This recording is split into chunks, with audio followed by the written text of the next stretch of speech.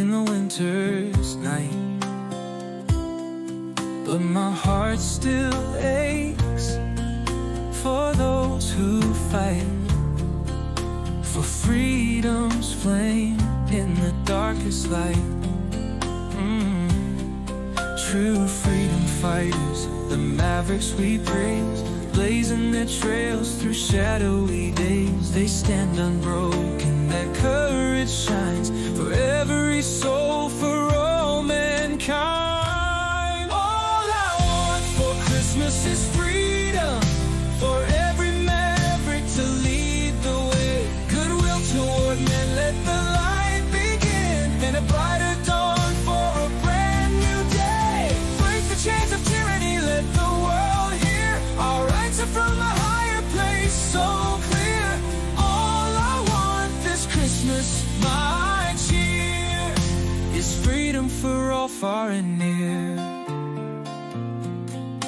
The battle's not over, the war still calls against those who build oppression's walls. But the maverick spirit will never fade, a beacon of hope through history's blade. So we pray for strength and we stand as one, for the rights of the many and the dreams yet spun. The gift of freedom, it knows no price, born of courage, sacrifice.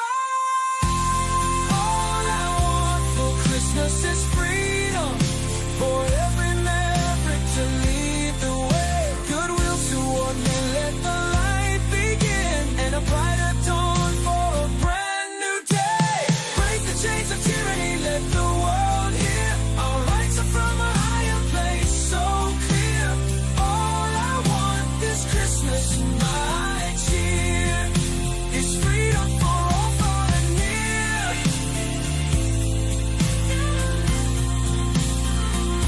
Let's honor the brave, the fearless, the true, the mavericks who dare to break through.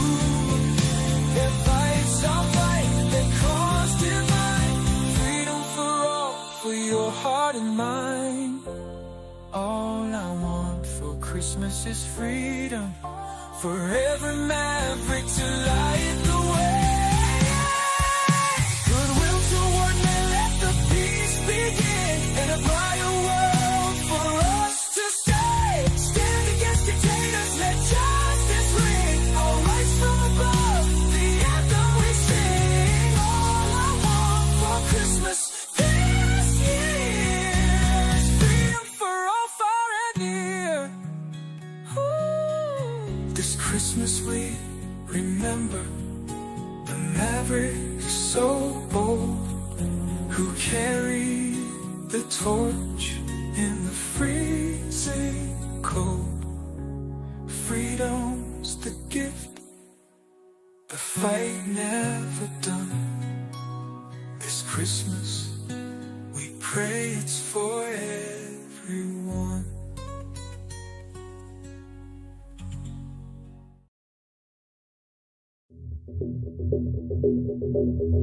Greetings, Mavericks and new viewers.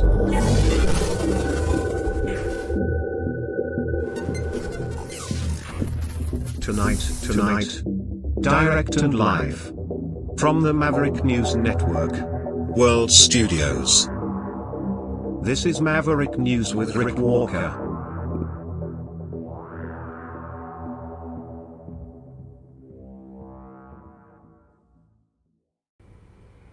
Well, happy Boxing Day, everyone. Welcome back, Mavericks.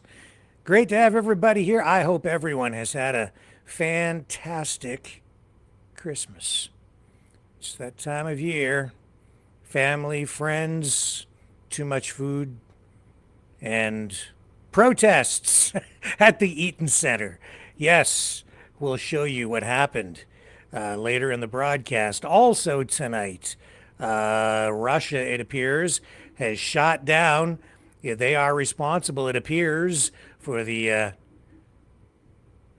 crash of that jet in Azerbaijan.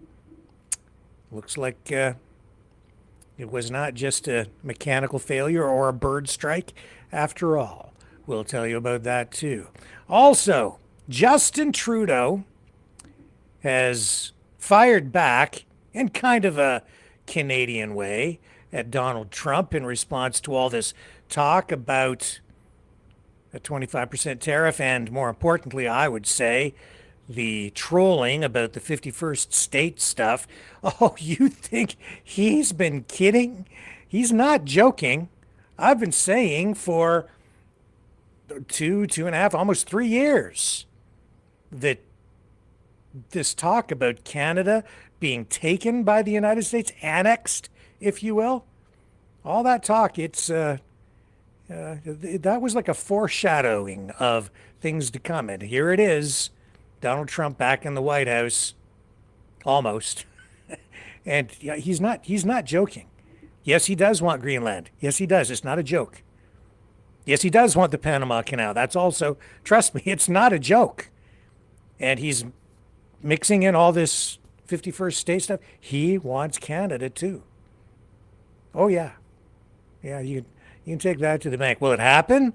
Well, that's a whole other story, and we'll tell you how Justin Trudeau finally responded today later in the broadcast. But before we get into all of that and the other top news stories of the day, we have a special feature interview coming up on the other side of our first break with Pastor Derek Reimer, who was sentenced just days ago in connection with his protests of drag queen story time out west. So in Canada, making international headlines.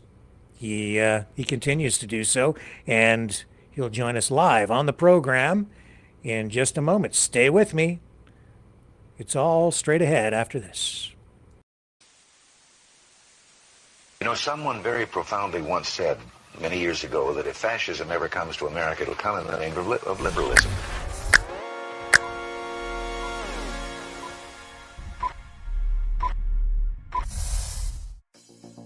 Well, I think it's time we ask ourselves if we still know the freedoms that were intended for us by the Founding Fathers. If we lose freedom here, there's no place to escape to. This is the last stand on Earth. The entire world is watching. Every dictator, every crazy dictator in the world is watching.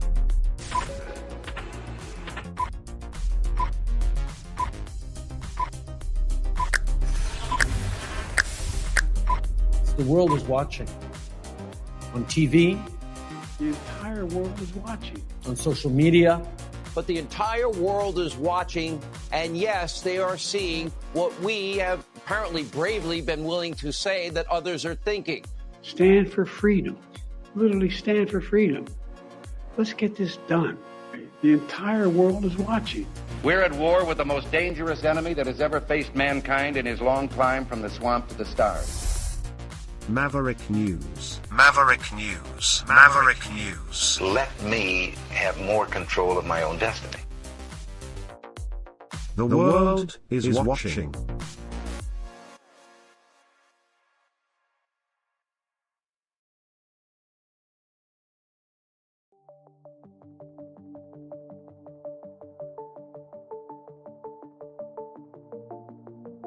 Greetings, brave Mavericks.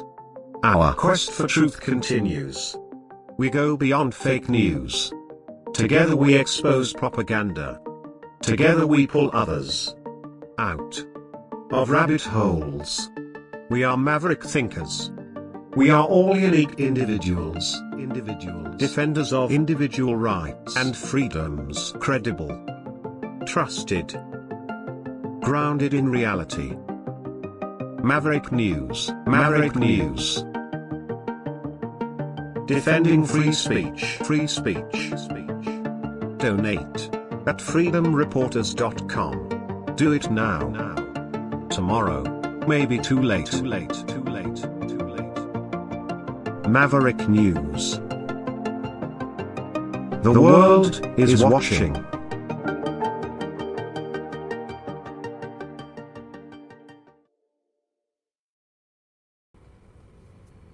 And to those of you who have supported the program, we truly, truly appreciate it. There are a couple of shirts that I have to still get out to people. Some delays have happened here because of the Canada Post strike, but deliveries are back in full swing, and I think the backlog of stuff is beginning to diminish now that the Christmas season is almost behind us. So I appreciate your patience on that front. And joining us right now is our special guest for this evening, our feature interview, Derek Reimer. Hello, sir. Welcome back. Hey, thanks for having me. I appreciate you joining us on the program tonight. Big developments in your story, a story that has made international headlines at various times over the past few years. Derek, I know that you're under house arrest, but before we get into the details of your sentencing for your protest at it wasn't actually, in this case, an actual drag queen storytime event, but at a library where these events take place. Just take us back and explain what precipitated or what led to all of this for people who are maybe not familiar with your case. Right, yeah, I'll recap it where it was early in 2023, actually even December of 2022 when this all began, when I started to protest drag queen story hours. It was just on my heart. The Lord put it to my heart that we need to do this. It needs to be organized. It needs to be frequent. And we did just that. We were extremely effective. We started hitting drag queen story hours, I would say, once a week or 3 times a month.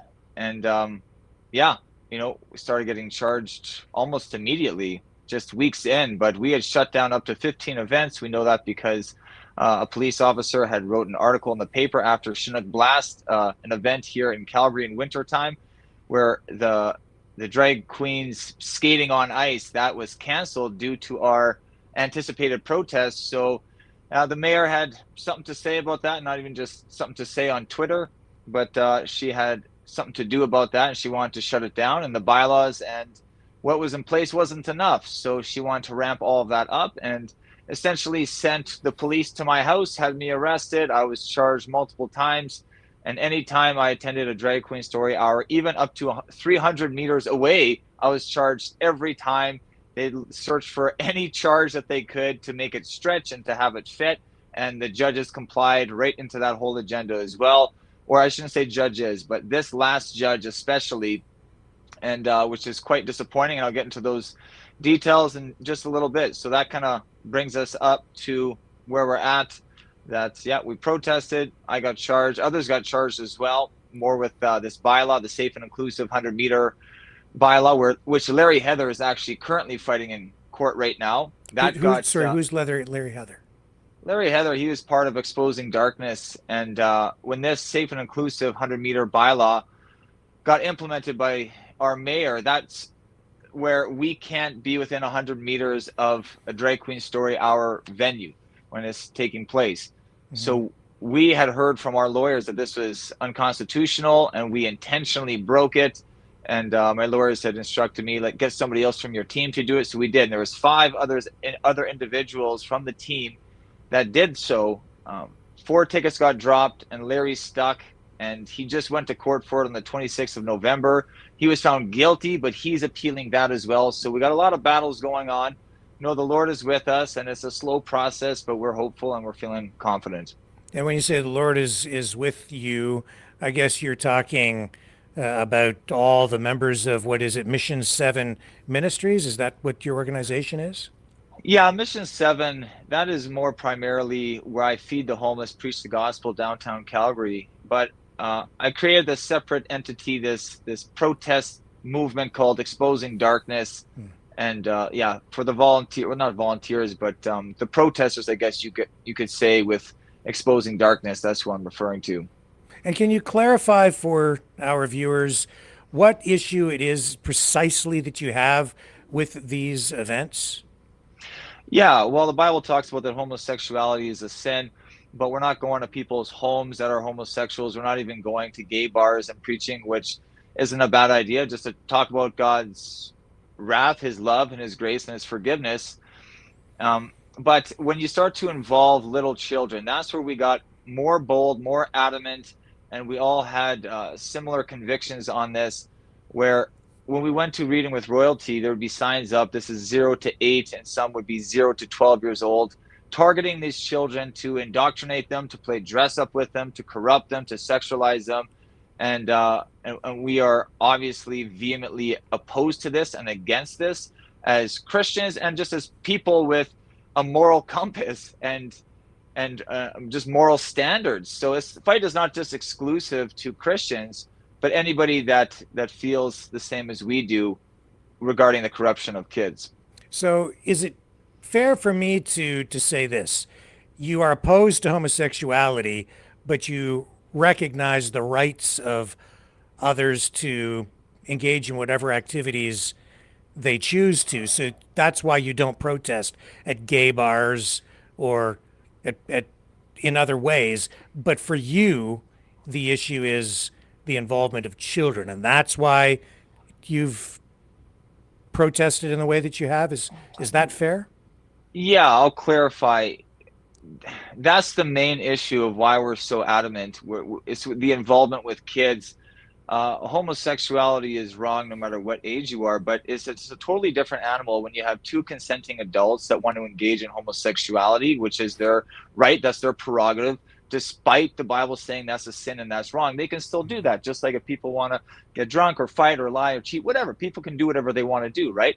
But when you start to involve little kids, that's what was really fueling these protests.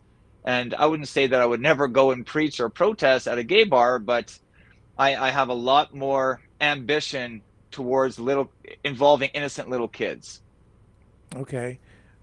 Now, you have had other court cases, and in some of those instances, you've had charges thrown out, correct? In the past, other cases.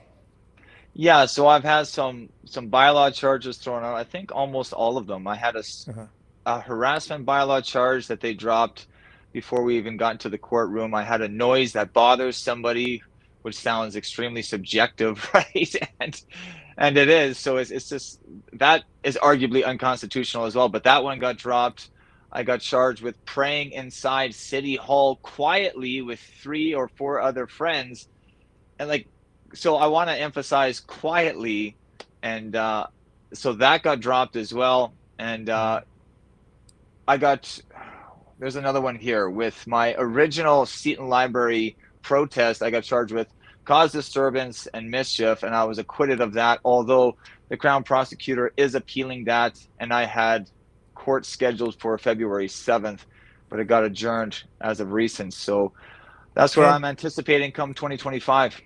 And those charges in previous cases that have been dropped, in the course of going through those procedures, did the judge cite your specific constitutional rights, acknowledge that you had the right to engage in protest in the way that you were engaging in it? Is that one of the main reasons those previous charges were dropped?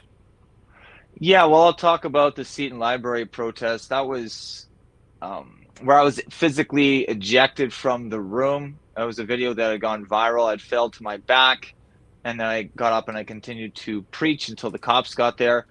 But what happened with Judge, I believe it was Fradsham, he was talking and sharing that what I had done did not cross the line of criminality.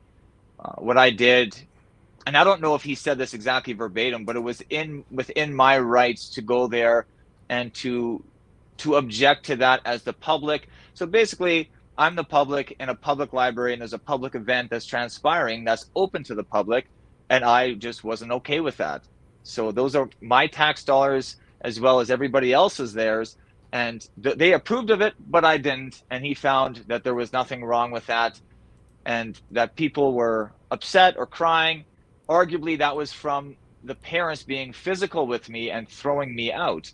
And, there could have been even charges laid against them, but I decided not to. And I know my mission, I know my objective, I knew what I had to do, and it wasn't going there to charge people with assault if they were to lay their hands on me, which they did. And this is the incident, I believe, that you're referring to right now. We have some other clips to run tonight as well, but this is the one that I think really kind of got a lot of the media attention focused on you. We are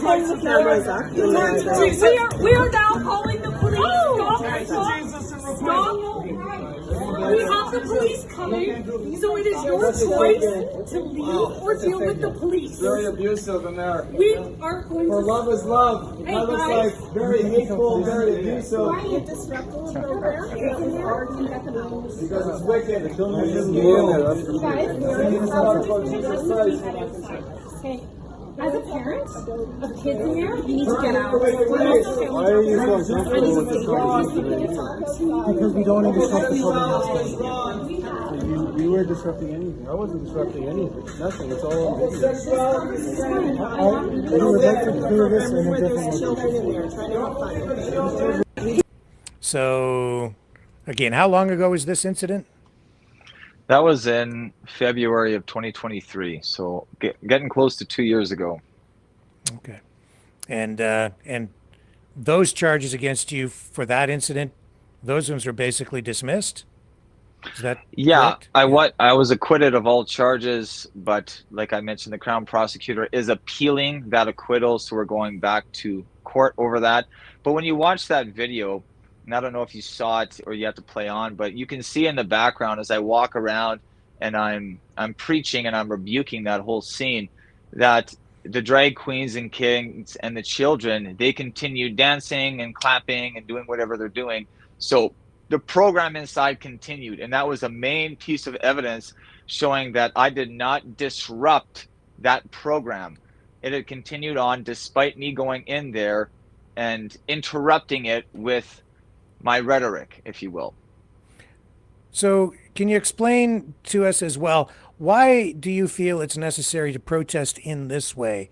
I've asked you this question in previous broadcasts. Why do you feel you need to go into the venue and protest inside?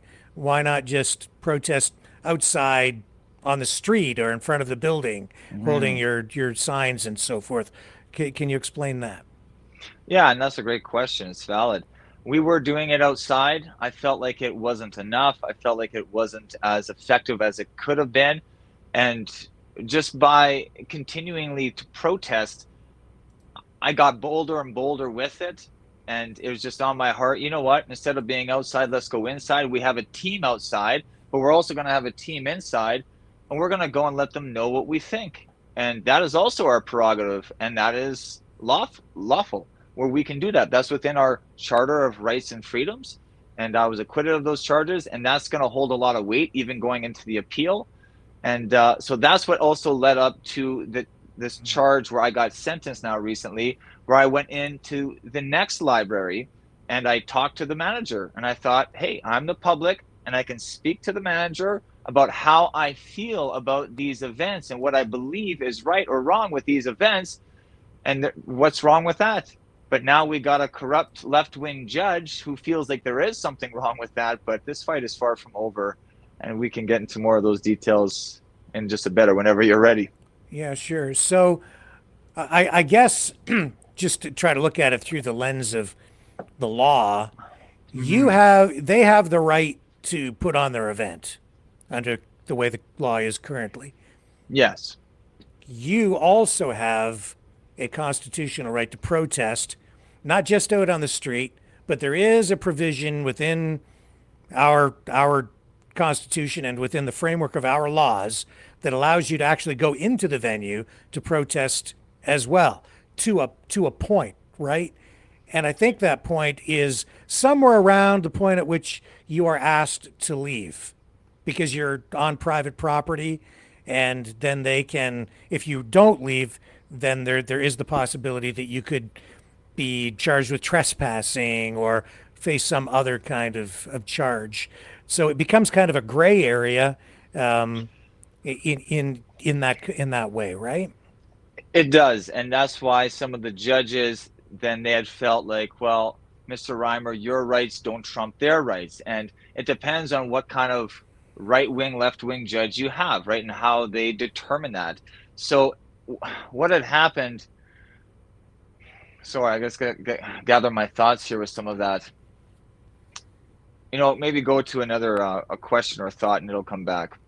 Sure. So let's just fast forward a little bit, and we'll come up now. Those previous charges, a lot of those were dropped, but now you went back to the library, and had a conversation, or I would almost characterize it as an intervention or a confrontation, or what, I don't know how to even describe it, but you went in to ask questions of almost like you're practicing journalism in a way, because you went in with a camera rolling on the librarian at this library in Calgary, and you started to just ask her questions. And I can run the video here so people understand what it is we are actually talking about. And this is the incident, I think, that led to the charges that resulted in your conviction and now your sentence. So I'll run this and then we can discuss it. Hi, I'm Derek Reimer. Oh, hi, Derek. Nice to meet you. I'm just inquiring about Reading with Royalty. There's like Sure. events going on here. Not today. There's an event going on next week. It's a registered program. Okay. Yeah. That's your full name, Shannon Slater? It is. Okay, how long have you been working here? I'm happy to talk to you about anything that you want to help you, but I'm not prepared to share that with you. Oh, okay. Yeah. Do you think it's appropriate to have, pervert grooming sessions going on here, corrupting children? I find that really offensive. We offer programs for children. We focus on age-appropriate programs, and I'm not going to have a conversation. You know what I where you're find going to say offensive? that. Corrupting kids. Yeah, That's what I find offensive. This conversation is over. And we're going to make this public, and your name's going to be out there, and that's not going to be good for this you are library. welcome to threaten me. It's not a threat, but we want to hold you accountable. People that are hosting these pervert grooming hours. I'm going to ask you to leave. I'll leave. That's fine. Yep. But you need to be held accountable for the choices that you're making, and that's not okay. All right, so that offends me, just like you said you're offended, that's okay. But we're offended by the corruption of kids. I understand that, and that is your choice. Yeah. Yeah, that's fine. But we'll be back, is what I'm communicating, if you continue to have these events. And I don't think you want that kind of attention. I don't think that's good attention, right? For you personally, like with your name and this library, I don't think you want that all over the place. I'm just saying that it will be. Okay, okay, God bless. So there you have it. They're hosting the Drag Queen Story Hour here at the Saddletown Library. And we got her name, and we got this location, and Tuesday at 1 p.m. is when it's taking place, and that's not okay. So show up, pray, call, complain, please do something, take action.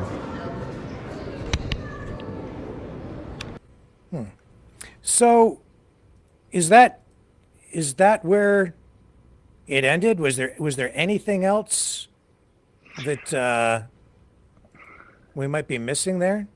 That's all with that encounter. Afterwards, I went to social media and I wrote a blurb on what had taken place there. Here's the video footage, because the whole point of this movement is exposing what's happening in our libraries, the sexualization of kids. So I'm doing exactly that. I'm not hiding in the shadows. I'm not feeling like I'm doing anything wrong, because why would I go and post that all online? So, hey, I'm a citizen that's concerned, that obviously has a very strong religious conviction and passion. And I'm coming in there and saying something. And again, I think more people should come in and say something. They don't even have to have a religious passion, just a moral backbone. So what happened in that video? So I'll touch upon actually the Facebook post. I mentioned her name, but I thought originally when I made that post, I'll tag her so it goes directly to her. And I thought, you know what, that's too much, because I'm not really speaking to her. I'm speaking to my community on Facebook. So I didn't tag her. I just mentioned her name, that she's the public manager, and this is a public library, and here's the public library's phone. So if you feel as I feel and you're disgusted and appalled like I am, you can contact her and you can express that. Which, what's wrong with that? Like, you're a public library manager, but you don't want to deal with the public that's disgruntled and upset about the programs that you're holding, where our tax dollars are funding that.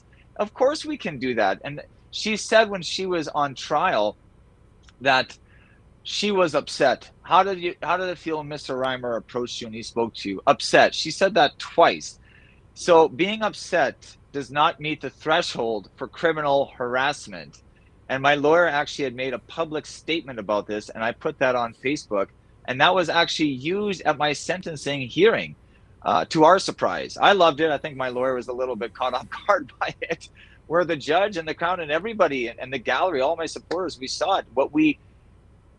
They showed and played what we thought about this, and I said it was a gross injustice, and this is all that I had done, and it warrants an appeal. And my lawyer had echoed the same sentiments, and there's nothing wrong with that. See, but that's what they want also in the court, that you don't disagree with the judge, that you don't have a mind of your own. We're going to tell you what to think and what to believe, and how dare you speak against our narrative, and how dare you speak against the culture we want to move into and evolve into, and don't talk about these people that we want to protect, these perverts, these homos that want to corrupt kids. And this is a protected group. It actually said that in one of the articles about me and these protests. This is a protected group. Well, interesting. That sounds very biased. So this is the incident that got you charged and convicted. This one here, not the other ones where you actually went into the venue during the actual events. It was because you went into the library and asked the librarian those questions. It was that incident, what we saw on video. That's what got you here. It was that. It was my Facebook post about what had happened, our interaction. And then afterwards, some John Doe had messaged the library manager and said, "Shame on you." That was it.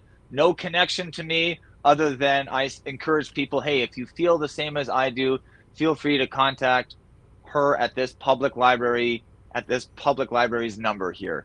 And somebody had done that or contacted her on Facebook. I'm not even sure. Said, "Shame on you." And they attributed that to be my fault. They blamed me for a John Doe messaging her, "Shame on you."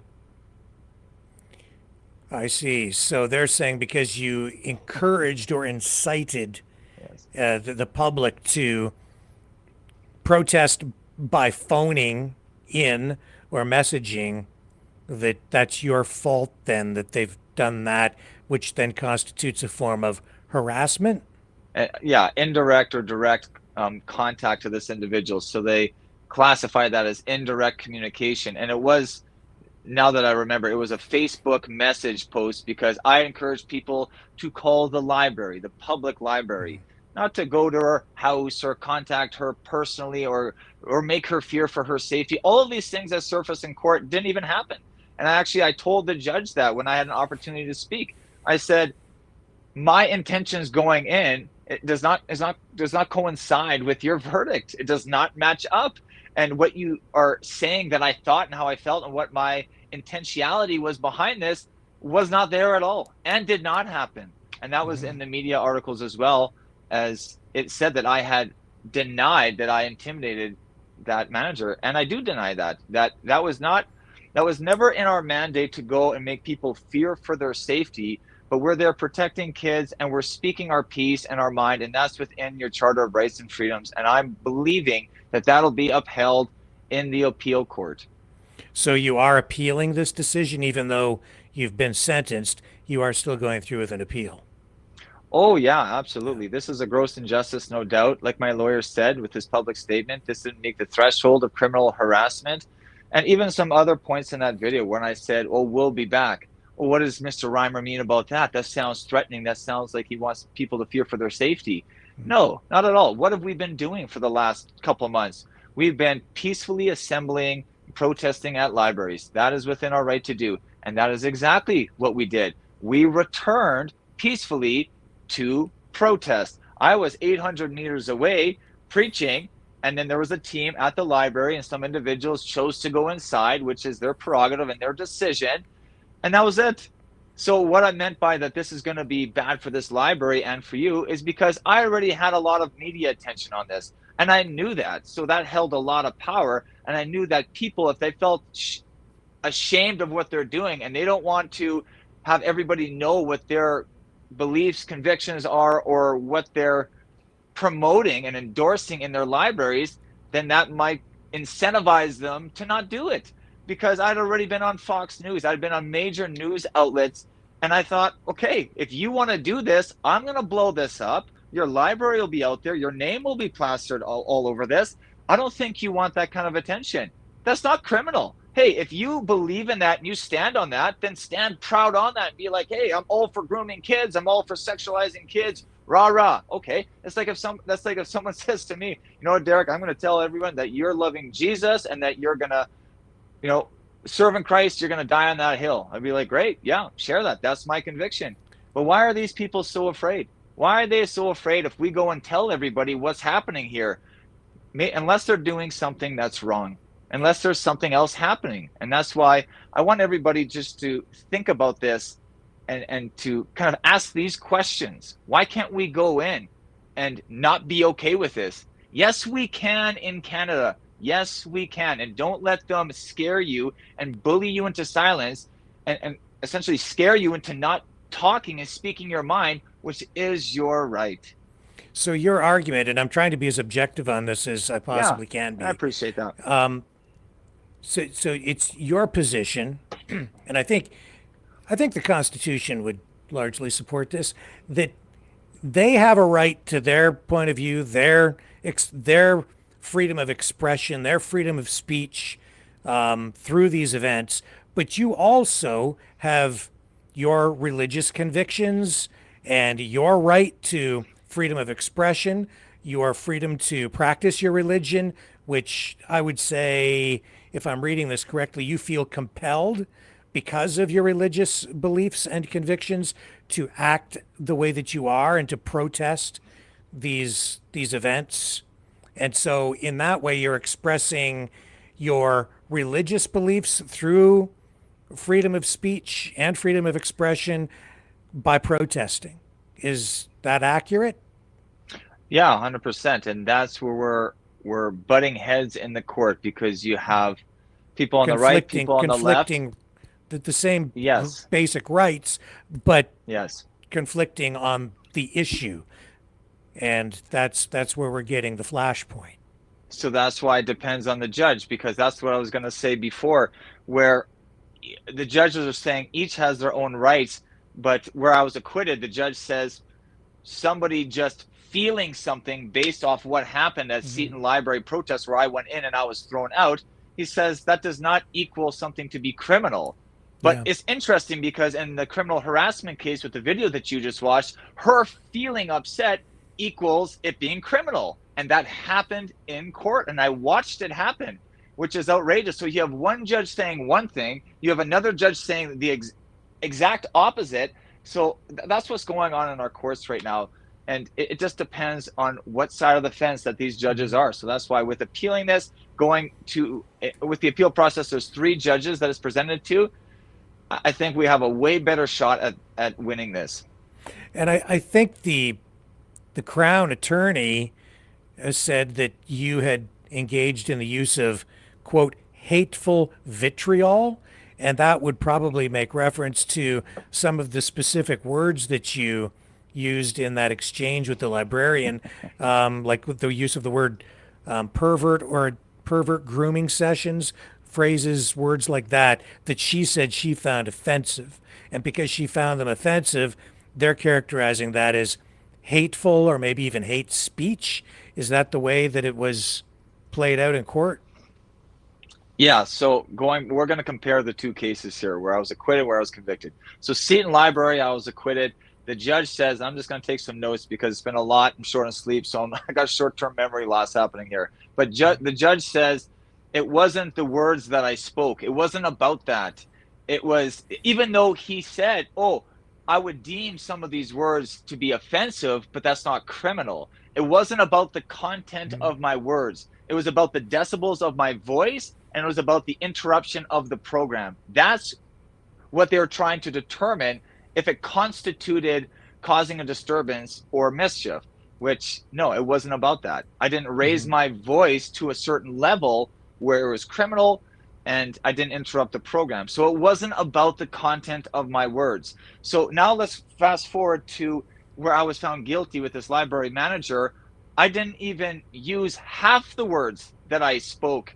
If you'd watched that video in its entirety with Seton Library protest, I just referred to it as a pervert grooming session. This is a corruption of kids. And she felt upset by that, which is subjective. So now I need to be on house arrest for a year, and then subsequently 2 more years of probation.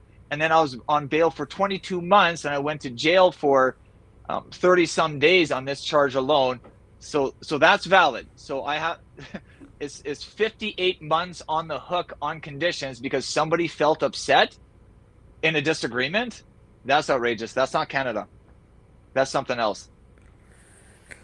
Yeah, and you weren't even charged with trespassing. You were asked to leave and you left. So was there any kind of a trespass charge laid that day, or a mischief charge?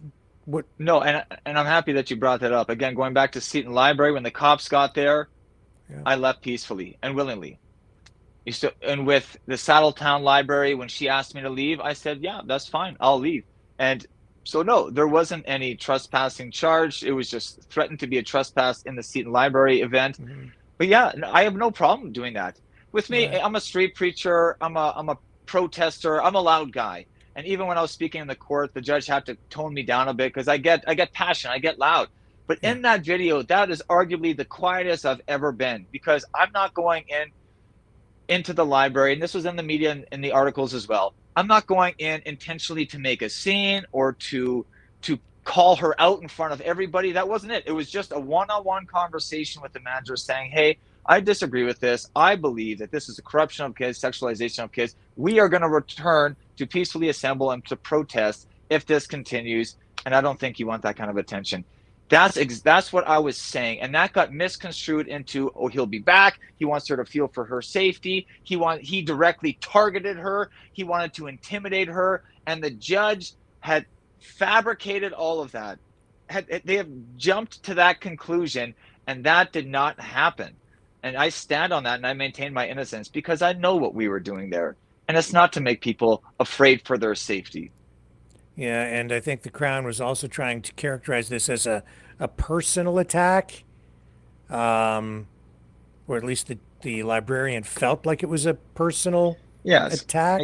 Exactly. When I had an opportunity to speak in the court, I had cleared that up, clarified saying, no, it didn't matter about this library manager. And as you're noticing, I'm not even saying her name now, just because, you know what, it's not about her. It was about whoever is in charge. It didn't matter if it was male or female or whatever race they were. I don't care. It doesn't matter. It was about, hey, who's in charge of these decisions to host Drag Queen Story Hour? I want to have a conversation with them. And last time I checked, we have the rights to do that in Canada. This is a democracy, or is it? And that's why I want the viewers to question and to wonder. My American viewers are just appalled and they're in awe. I was on last night with my online church, and they can hardly believe what's happening. This is an illusion of a democracy. This is an illusion of our rights. And this has turned into totalitarianism and a soft dictatorship where they're going to tell you what to believe. And they're going to tell you what their agenda and their culture and their protected groups are. And if you go against them, they will fine you and they will throw you in jail. And that's why they want to make examples out of myself, Pastor Arthur, Larry Heather, and others that have stood up against this wicked agenda. Well, I do, advocate for free speech, regardless of what side of an issue someone might be on. In a free society, we have to tolerate alternative points of view, alternative opinions, other people's religion, religious convictions, or even if they don't practice religion. So yeah, I understand the free speech argument here. And you didn't have any other contact with that librarian personally beyond what we saw in the video. Is that correct? That's correct. They only had constituted and figured that the indirect communication was through my Facebook post and this John Doe. And they actually had to amend the dates, which means they had to stretch and extend the dates of when the charges were laid to add in that John Doe's message to use that against me, because with this particular harassment charge, it needed at least like 2 or 3 or more encounters or communications with her. So that's why what has happened in this whole court case has been just a total sham. It's been an abomination. It's an embarrassment that this is our judicial system. My lawyer even said to the to the judge, when she was amending and stretching these dates, he said, well, if you're going to stretch the dates backwards to involve this incident, he's like, I would have cross-examined all of these witnesses differently. He's like, what is this, a practice trial? He's like, we can't call them all back. And we just moved right along, and that was used against me. And it hurt my case. It hurt my defense. Were there any other? Was it just one John Doe that contacted the librarian? Just one person? Just one John Doe said, shame on you. That was it. But now that's Derek Reimer's fault. They are stretching. They are trying so hard to make this harassment charge stick. And they did. But you know what? We are going to hold them accountable in the Court of Appeal in 2025. But in the meantime, you're facing a lot of restrictions. Tell us what came down in the sentencing this week? Yeah, so I'll take you through. How are we doing for time? Oh, we've got as much time as we need. Okay, right on. So I'll take you through the sentencing day. That was on December 23rd.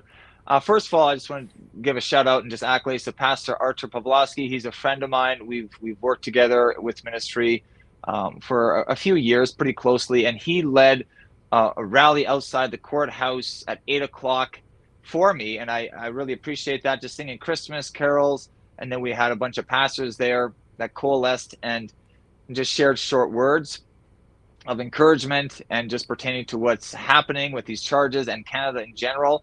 So after that, it actually garnered the ire of the sheriffs. They came, they tried to shut it down / move it. They were trying to just push us off into the corner, off the main steps of the courthouse.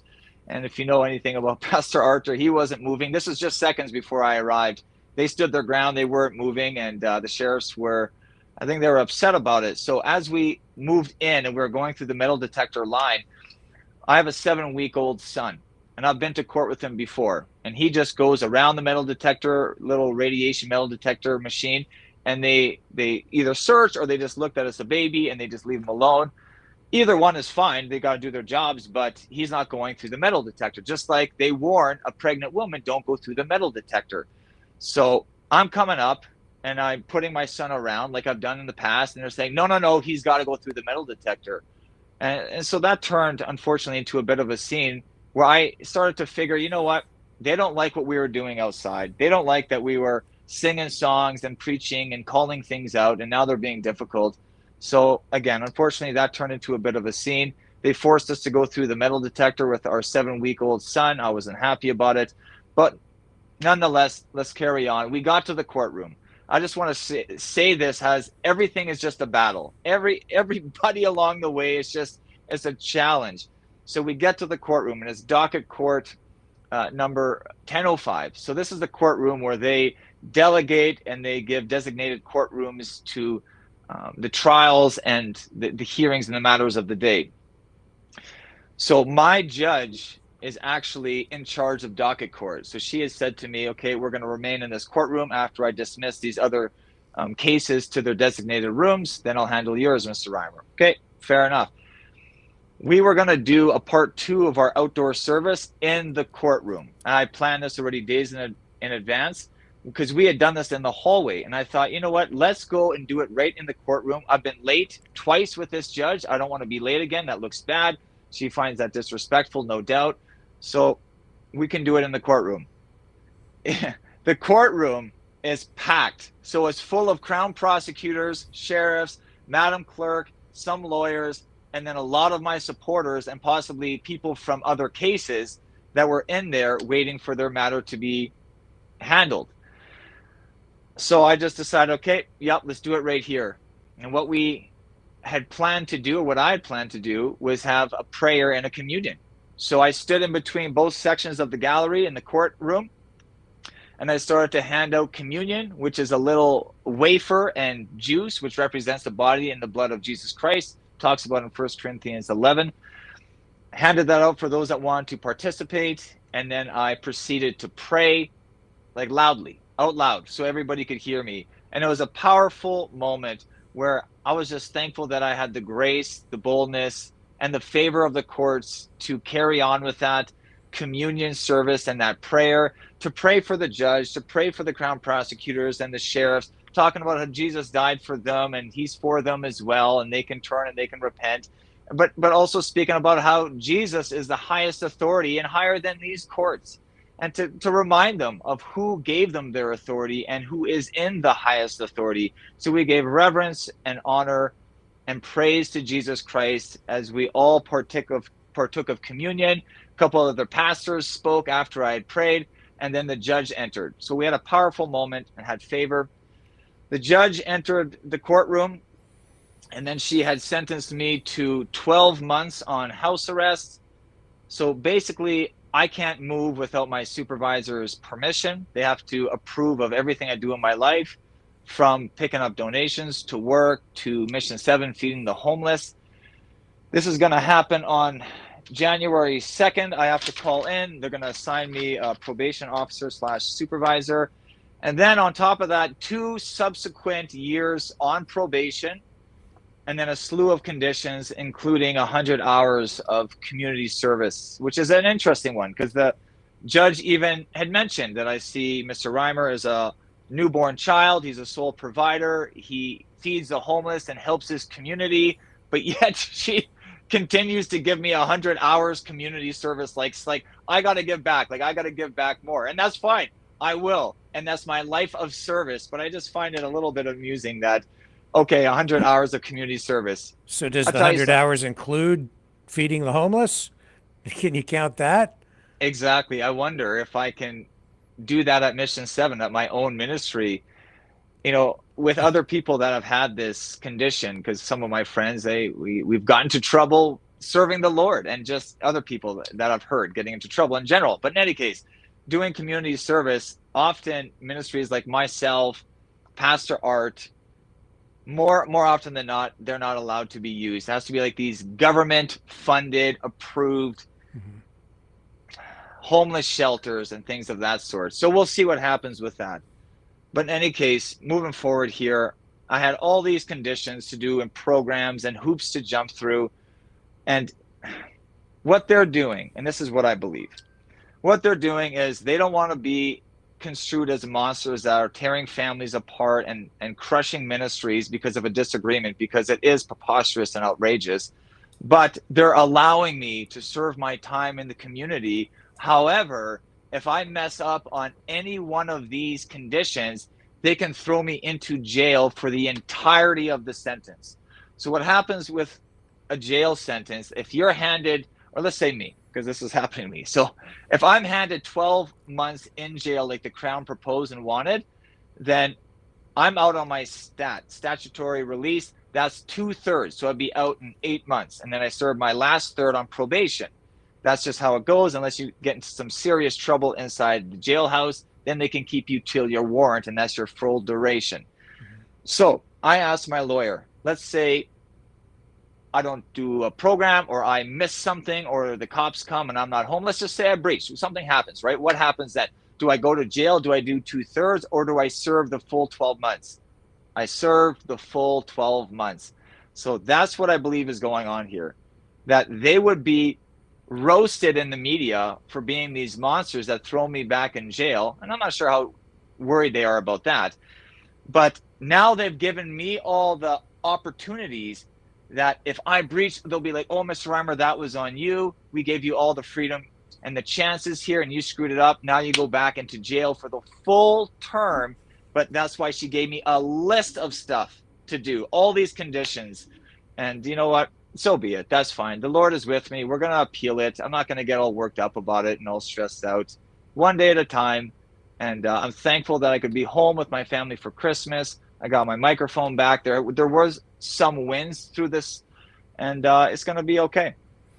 And what other restrictions or aspects are there to this sentence? You have to, I think, go through some sort of anger management program. Yeah. Are there other things as well? I don't have the list in front of me. You know what? And it's funny, I don't either. I went to probation within the courthouse. They didn't have the papers ready for me. They just gave me this one where I checked in and they said, you just got a call on January 2nd and you'll be assigned your PO and then they'll take it from there. And I said, well, what about from now, December 23rd to January 2nd? What about that gap? Like, I'm trying to abide by my conditions. I would like to have them in front of me so I can make reference to them and know what I can and can't do. Like, do I just sit in my house, hope for the best? Like, what's the instructions here? What's the process? Just call your probation officer on the 2nd and your instructions will be given. It's like, okay, good enough. So that's what I'm going to focus on. That's what they said. They sent me from this floor to that window and this woman to the next. I'm like, okay, good enough. It's funny because in the courthouse, every I is dotted and every T is crossed. But as soon as you leave, it's just willy-nilly, whatever, make this call. We don't have it ready. Get out of here.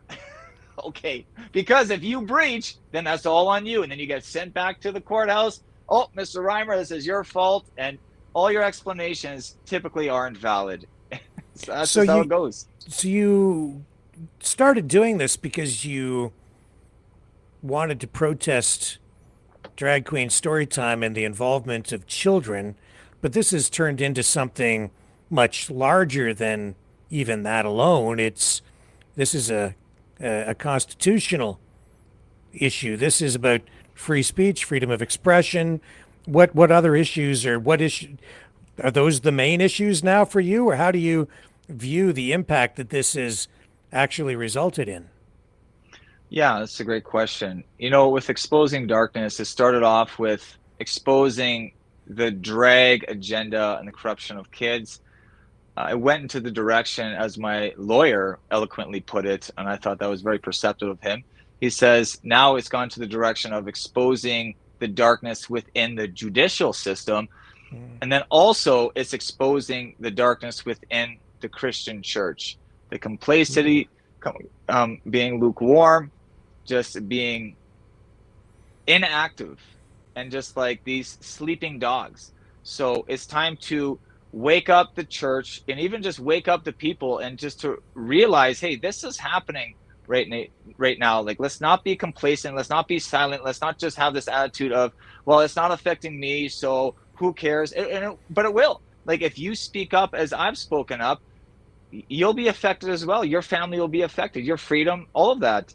Fines will happen, like imprisonment possibly. That'll all be affected. So that's why we have to rise up and realize that we have this country was founded in Judeo-Christian values. And not only that, the founders of it were very active in their faith, from preaching to handing out tracts to sharing the word of God with the natives here. I did a study on this. And what it's turned into now is just a gross direction completely away from what this was all designed to be in Canada with the freedoms that we've been given. Again, it's a democracy with these Charter of Rights and Freedoms, but it's an illusion now. And it's turning more into a dictatorship. It's turning more into totalitarianism. Look what happened with the truckers. Look what happened during COVID. Look what's happening all around us. They are infringing on free speech. They are infringing on even freedom of religion, peaceful assembly. And it's time that the people rise up and say, hey, that's enough. We got to vote somebody else in here. We need to say something. We need to write some letters. We need to show up at some libraries. We need to show up, say something, and do something peacefully, but we can use our words. I'm not advocating for violence and making people fear for their safety, but it's time to have some uncomfortable conversations and saying, hey, this is not okay. Stop doing this. I'm tired of my tax dollars going towards this pervert grooming hour where kids are getting corrupted. If they want to go and do that, then fund it yourselves. Have it a private event. I'm not saying I'm okay with it, but they've made it public. But then they've said the public can't come here and say anything. No, you can't do that. That is wrong. They're the lawbreakers. These judges and what they're doing, they are breaking the laws, and they are not upholding the Constitution that has been given from this great nation of freedoms under Judeo-Christian values. Because, again, your argument here is they're protecting the rights of the people who are putting on the event, but they are violating your rights to freedom of expression and the right to protest, free speech. They're dismissing your rights altogether while protecting the rights of people on the other side of the issue. So I guess in a nutshell, it's your view and the view of your lawyer that that the law is not being applied equally and with the blinders on, as justice is supposed to be blind, right? So that it's equally applied. That's exactly right. And just like that article about my case read, I think that was in 2023, it said these are protected groups right there. That's the problem. Another part of the problem is these cops run around with the homo colors on the police. Hey, if that's what they are in their private life, that's their prerogative. But to wear homosexual colors on the police writing on their back, that is outrageous. That is crazy. I don't see cops walking around with a cross on their chest. Okay, if you're going to leave that out, then leave that out, because the homosexual movement, that's turned into like a type of religion. If you're going to leave religion out of it and those beliefs, then leave it out and be impartial, be neutral. Or I would say at least a political movement. And so in that way, you're politicizing policing, you're politicizing the judicial system, you're politicizing the justice system, you're politicizing the Constitution in a way that favors one group and not another, instead of applying rights or protecting rights equally across the board for all citizens. I certainly see that argument. So January 2nd, until then, I guess you have to kind of guess and wonder what life is going to be like over the next year. But once this house arrest takes effect, I guess you'll have to they'll give you provisions to go to work and then come home, and you can't, I heard you couldn't even, you're not even going to be allowed to have people over to visit with you? Right. I'm happy you mentioned that. I've already forgot about it because there's so many details, so much going on, and it's hard to retain it all. But yeah, I got like a mom here in the courthouse saying like, no friends over. Like, what is happening here? Like, I'm grounded to my house. Like, what what threat am I, and what am I gonna do? Like, even if somebody came over to visit me, like, it's just such a joke. It's so ridiculous. Our court system is a joke. This judge is corrupted, and it's just laughable at this point. So in any case, yeah, I have a lot on my plate, but you know what? I'm not going to allow that to steal my peace, to steal my joy. I'm going to hammer this one day at a time. And as soon as my lawyer is back in the office, we're going to file this appeal, and just believing that we're going to beat this in front of 3 judges that are competent, that want to uphold the law, that are unbiased, that are not swayed by political agendas, and just want to render a just verdict. So I'm believing that in Jesus' name. The sentence that came down, did they take into account previous incidents or your previous record? Can you address that? Yeah. So I have a record that's not a secret. I had a different life that was involved with gangs and drugs and violence. And I went to a penitentiary. I was sentenced to 2 years. So I would say, even with these cases, because I did 43 days in, so I've done a total of like 26 and a half months. And it's just, that's my past. That's part of it. I don't have to defend that. I don't have to anything. That's all pardonable. Where it's over a decade old, where again, that warrants a pardon. So I don't think they really took that into effect terribly much, but you know, they're going to try to use that against me. And that's why when your record is there, you have one, and you get sentenced, they're going to look at that, and they're going to try to throw everything at you, and that'll amplify and ramp ramp up your sentence typically. And maybe that did have an impact, but it shouldn't, because like I said, that's all pardonable.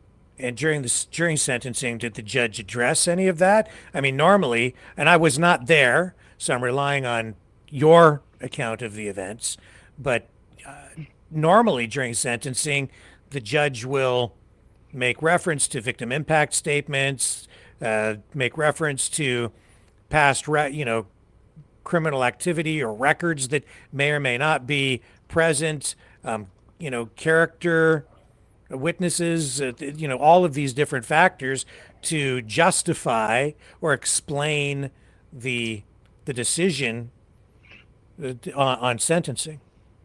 Yeah, and so she brought up my record, but it didn't seem to me like she was holding that with a lot of weight because of the longevity in between charges.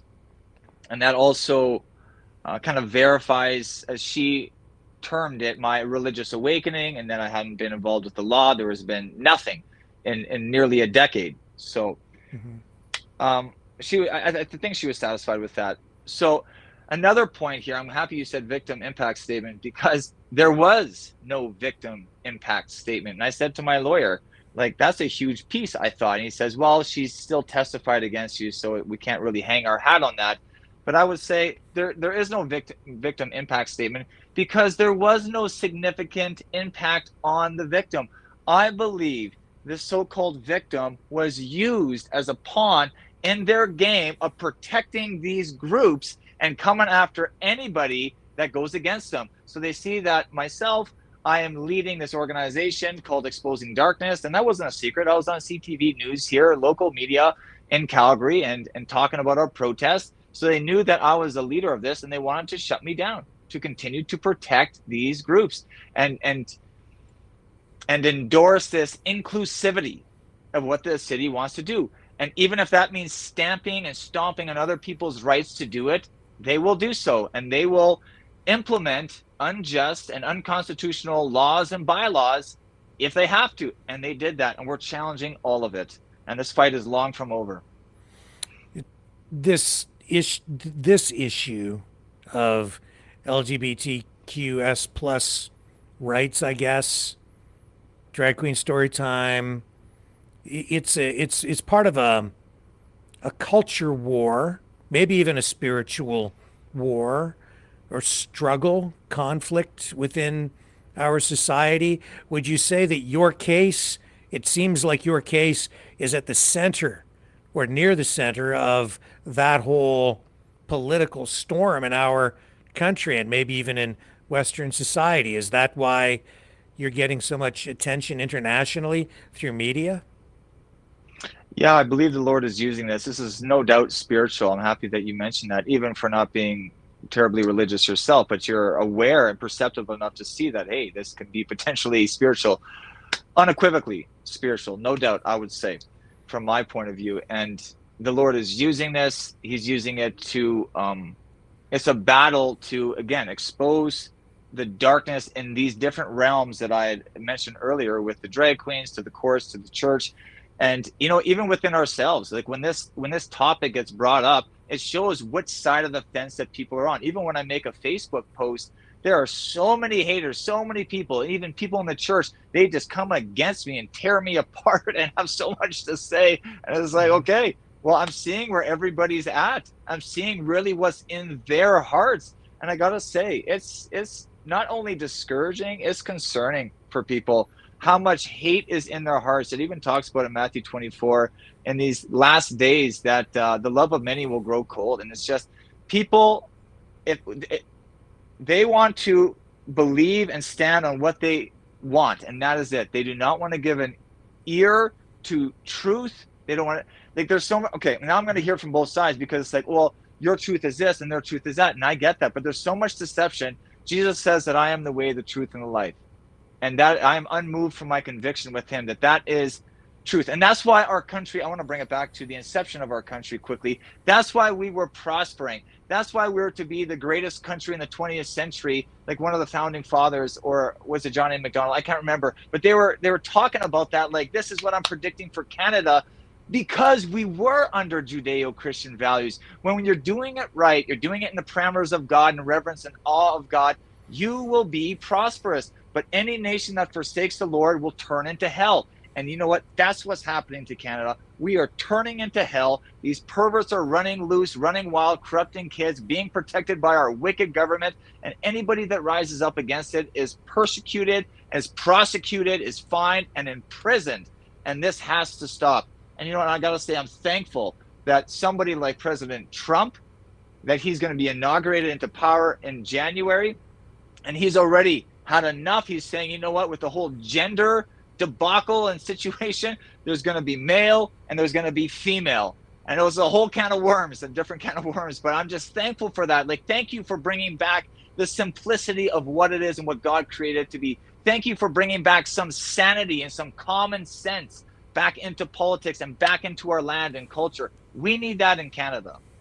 Yeah, that's kind of what I was getting at. I mean, what you've been doing is part of this gigantic, epic culture and spiritual war that is being waged right now in Western society. I think even globally, really.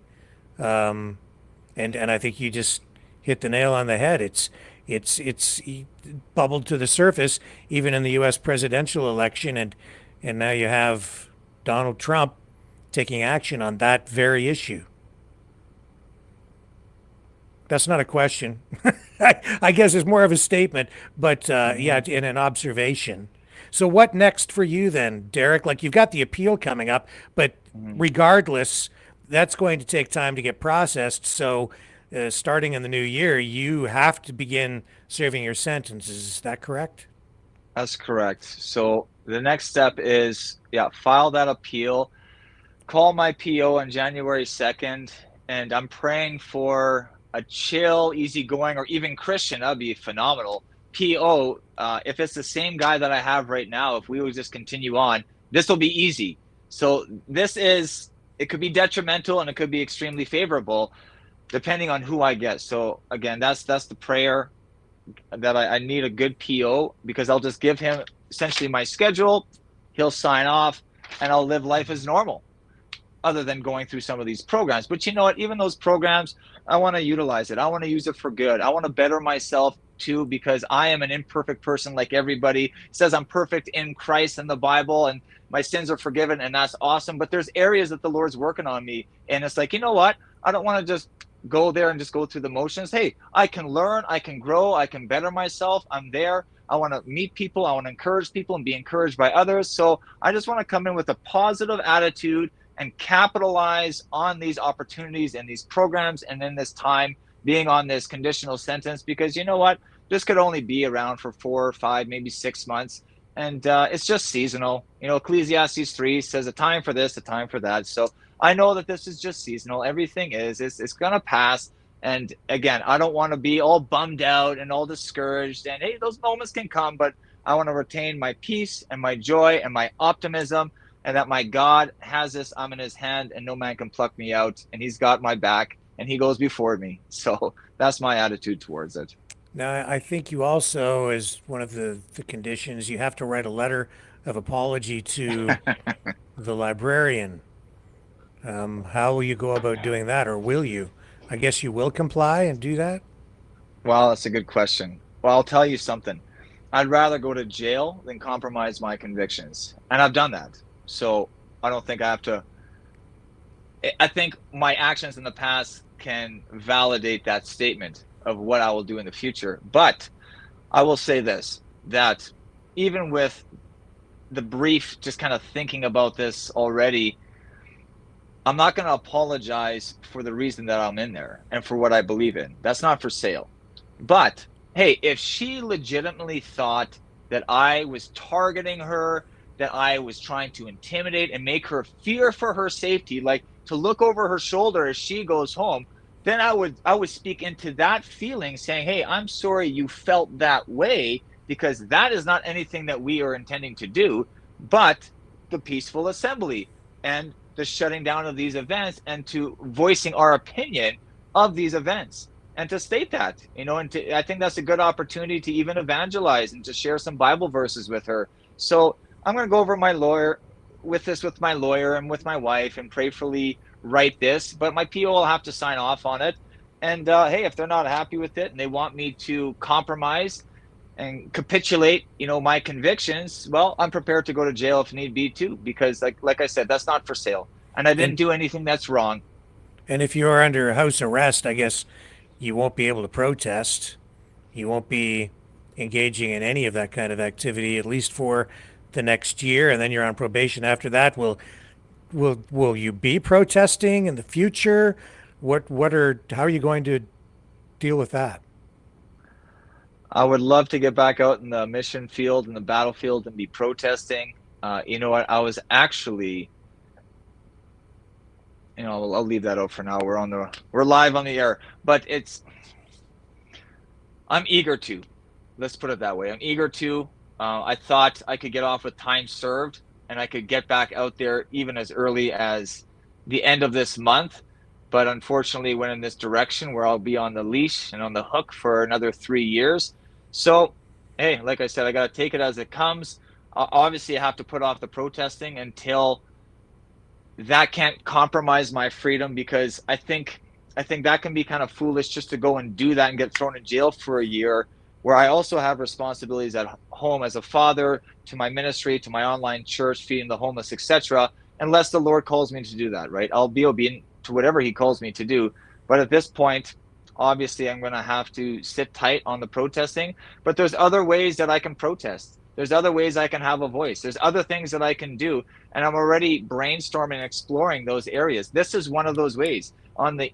Having interviews on social media, writing on my Facebook page, and I've definitely pushed the limits on some of those, and who I've been sharing about and videos I've been posting. I've sometimes had to block people's faces off, but I am not going to be silenced. And that's why there's other ways that we can go about it. And I want to encourage all your viewers and even yourself that, hey, we all have a responsibility to speak up and to uphold the democracy of the government that we're under here. The democracy, these freedoms, this is amazing, but they're infringing on that. And this is freedom of speech for you, Rick. It's freedom of speech for me. It's freedom of speech, hey, even for the homosexuals and the drag queens, even though I disagree with it, but it's freedom of speech for everybody. And that's why we should never, ever be bullied into silence and be scared to speak our minds if it goes against the narrative of the city, the mayor, or the prime minister in this country.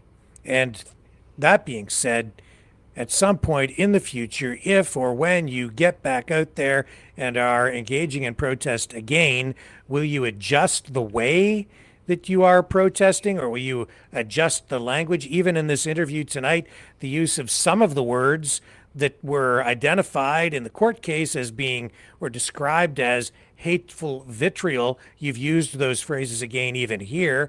Would you change that moving forward, or change your tactics or your approach in order to avoid ending up right where you're sitting again in the future?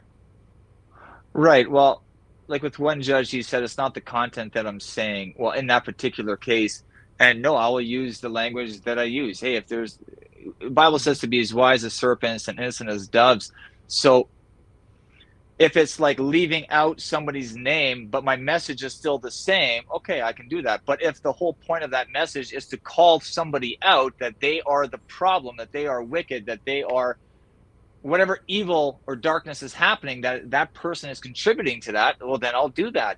Just like I would love to have a rally with this wicked judge that imposed this sentence on me when this is cleared up, to go at the courthouse and call it out. That's why there's a time to do this. And even Jesus in the Bible, he uses language that is not encouraging sometimes. And that makes you feel upset or you don't like it. He calls people that kill murderers. He calls people that cheat on their spouse adulterers. He calls people that tell untruth liars. These words are used to address a specific behavior, and I will continue to do that. If they want to be groomers, I will call them groomers and perverts and pedophiles and everything in between, because of their behavior and what they're doing. And you know what? Again, there's nothing wrong with that. There's a thing in the legal system in Canada, and I think it applies in other places too, probably in the United States, but certainly in Canada, community standards, right?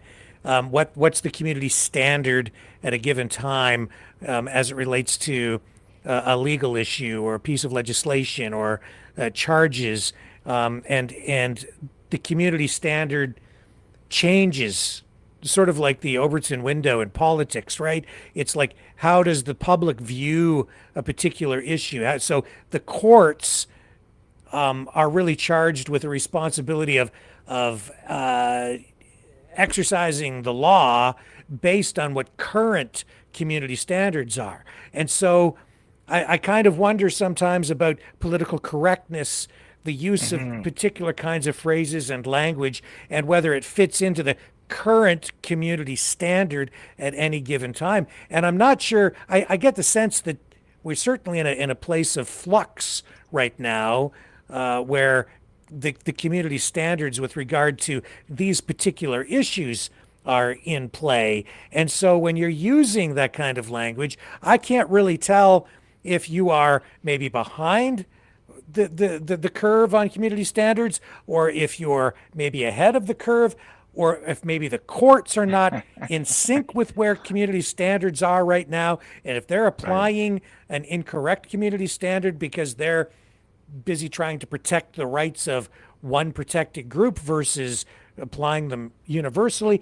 This is really the one of the issues in play here. How is that judge applying the concept of community standard where your use of particular phrases and language is concerned? Because certainly if you went back to the 1970s or the 1980s, the words that you were using probably would have been more accepted in a court of law as and less judged on the standard of hate speech. But today the standard is different. Tomorrow it might be different again. And I'm not sure, because I see that there's so much changing with the election of Trump in the States, and the rise of different political movements and the struggle politically, where all of these issues, religion, sexual orientation, gender politics, all of these things are really very much in play and in a state of flux. And I wonder if the judge is on point, or if you're on point, or I can't even myself really gauge right now where we're at. I hope that isn't too much, too metaphysical for you or for the audience. Do you follow where I'm going with this? Definitely. I read the Bible. The Bible uses words like perverse, or to pervert, or abomination, sin, hell, adulterers, murderers, snakes, vipers. It uses strong language. So I use strong language. I'm not following the culture. I'm following Jesus. And people would be like, well, that's outdated, Derek, and that was back then. And, Jesus could refer to them as dogs and pigs then, but you can't. I'm not going out and calling people dogs and pigs, but you hear where I'm coming from, right? People's behavior, there's words to express that behavior. I'm not afraid to say it. And I will continue to say it. Don't behave like that. You think a guy that molests kids wants to be a molester? Called that? You think somebody who sleeps with minors wants to be called, a pedophile? No, but that's what you are. You don't like it. Don't act like that. And that's why, but it's not just hammering people over the head with these terms, but the Bible talks about this, whereas I made some notes here, so I have a few other areas I want to jump into, but it talks about rebuking, reproving, and inviting them. So what I'm doing is I'm calling out the evil, I'm exposing it, I'm rebuking it, I'm telling a fault. That's what it means in the Greek. And then I'm warning about that fault. I'm warning about God's judgment and what he's going to do with that sin, which is hell, right? And repent of that sin. So that goes into the invite part. This is in 2 Timothy 2, right after it talks about preach in and out of season. Invite them. What are we inviting them into? Into the gospel of Jesus Christ. So that's why we have to start off with exposing and telling a fault to get into, a warning of that fault, to inviting them into the gospel. So it's not just me running around just using this language because I get off on that, just calling people, perverts and pedophiles. No, I am actually very upset and disturbed with this unrepentant behavior. Like they're doing nothing wrong, that they can just go and do this in libraries to the kids and play dress up and say little Tommy can be Jennifer and Tommy can cut off his penis and all this nonsense and take hormone pills. No, I'm not having it. I have a 7-week, 8-week-year-old child. I will die for this kid, my son. And you know what? I will also put my life on the line for the kids of this nation in serving God, because we are to speak up for those who can't speak up for themselves, it says in Proverbs 31. But a couple other points that I made here. You know, the words that I've used in the strong language, and yeah, I would say can be harsh language. Yeah, I'll admit that, but that's okay. There's a time and there's a place for that. There's been way more harsh language that has come against me. And if you don't believe me, just look at my Facebook. And Derek Reimer, I got a picture up. What's my background picture? You guys can look me up. I think I'm like in the mountains or somewhere, and just look at any post that I make and the comments that are there. People that are threatening to rape my wife, people are threatening my life, people that have vandalized my vehicle, people that want to beat me up, people that want me to rot in jail. Like, it is insane. And like, I've used the word pervert, and that's been a big word through this protest season. But these people coming against me, there's nothing to be said for that, really. There's no consequence. I'm not wishing for everybody to be in jail and you have to get a harassment charge. But there needs to be some accountability and some consequence here. If I'm just getting a flood of insults and threats towards my life, my wife, and my family, but then I have a disagreement for 90 seconds with somebody and I'm on the hook for almost 5 years, okay, something is off balance here. Mm-hmm. So going back to it as well, like when I was in court, they played my rhetoric, they played some of my preaching, and it was two sides of it. It was a rhetoric of calling out these individuals, and I used the word pervert a lot, and they heard it dozens of times in the courtroom, and I loved it, that they had to sit there and listen to it. But then I also had a message of the grace of God and the forgiveness of God, and that's for all people, and that's for the drag queens, that's for the alcoholics, myself, everybody. And it's a very loving message, as the church would call it, loving message, right? And that's why there's a balance of both that are being brought forth here, and I will continue to do that as we're called to that as Christians. It's not just everything's going your way and everything's going to be okay. And no, there's I don't know if you have kids, but it's when you have kids, there's going to be times where you have to discipline and things are going to have to be tougher. It's not always encouraging and loving. And I'm not saying these people are my kids, but I know God's law, and I have a responsibility to share it, is what I'm trying to get at. Okay. I'd like to get into the free speech thing with you a little bit more for just a little short while longer, if you have a few more minutes. Yeah, definitely. But let's take a little break here, and we'll come back on the other side, and we'll continue the conversation. I'm really enjoying the conversation tonight, Derek, and I appreciate you hanging around. So stay with me. We'll be right back, folks.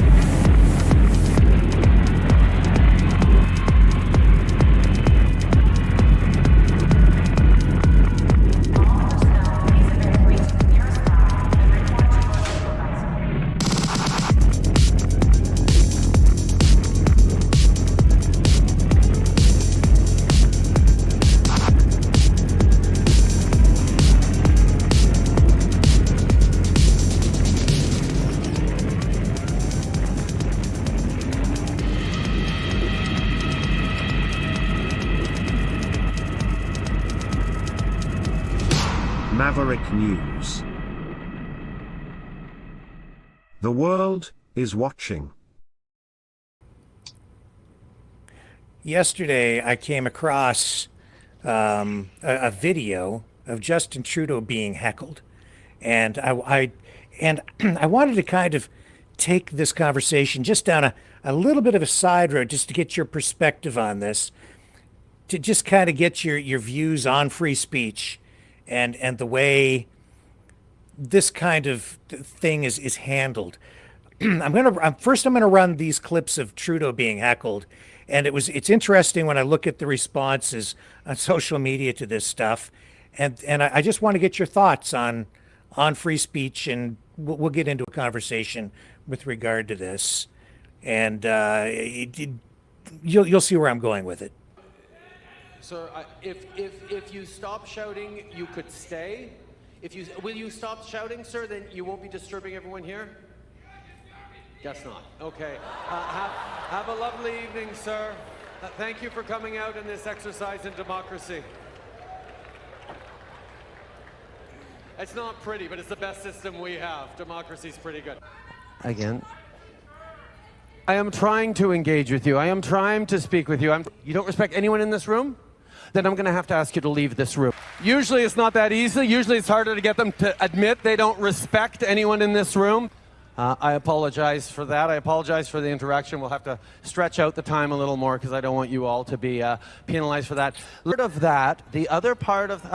come on. Come on. Really? Really? Oh, no. Well, you're still here? Okay, well then... Yes, we're going to ask the police to remove you. Yes, we're asking the police to remove you both. Time to go. Please remove her.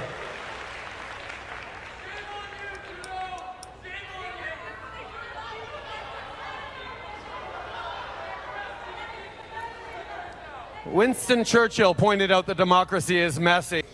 You know what? This is about... Okay, do you have one quick question? What's your one question? Yes. How do I feel about critical discussion? ISIS. Okay. Have a wonderful evening, ma'am, and thank you for your participation in this democratic exercise.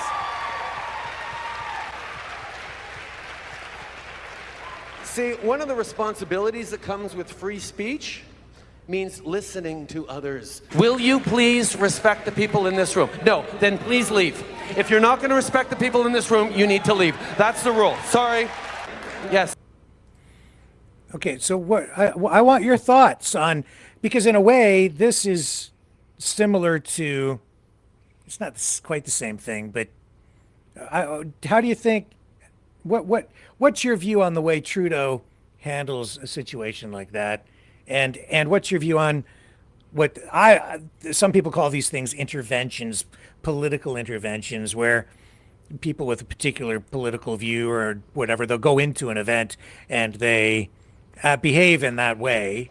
So I want your views on that, because you kind of, it's sort of related. You know what I mean? Yeah, and I get where you're going with some of that. I would say, like, what's the nature of the event? You know, there's so many questions and there's intricacies that are behind that. It. That was from like about a year and a half, maybe 2 years ago, I think. That's an old event, but it just came up in my feed yesterday, and it just made me just think about free speech, limits of free speech, conflicting viewpoints, what's appropriate, what isn't appropriate. Is Trudeau right to have these people ejected? Was it right for them to eject you from the library? Right. These are all very complex questions, really. They are, and I'm not a lawyer, but with what I've gone through in the courts, it's a bit of apples and oranges though as well, because is that a private event? Is it a public event? Like, even like churches, they have the authority to kick people out of their buildings. But this was a public library that I was at. It was a public event. Anybody could attend. Anybody could go there. My tax dollars have paid for that library, just like everybody else that was participating. So we're equal across the board in my mind with that. But with this event, I don't know all the details about that, right? But with what some of the judges have said, that there's laws in terms of causing a disturbance, and there's laws in terms of noise volume, and so you got to work, I guess, within the parameters of the event and the nature of the beast, so to speak, on what's taking place, and they apply it accordingly. But every case has their intricacies, and for me, for somebody just showing up and they don't like what Trudeau says, I know I see the similarities that you're deriving at here, but there's also, I think, a lot of differences too. So it's hard to really comment. It's not exactly the same thing. I'm just trying to have a broader discussion about freedom of speech and limits on free speech, which is partly what you're facing in your situation. And even more than that, I just kind of want to highlight the way that, you know, people view something is often dependent on their political views. It's like they'll take a similar a similar situation, but come to a completely different conclusion or verdict when they're passing judgment. And case in point, here's a similar thing with Trump, right? So I'll just run this. And Gillum, remember Gillum? And good-looking guy, everything was perfect. And I did three rallies. You've taken millions. Thank you, guys.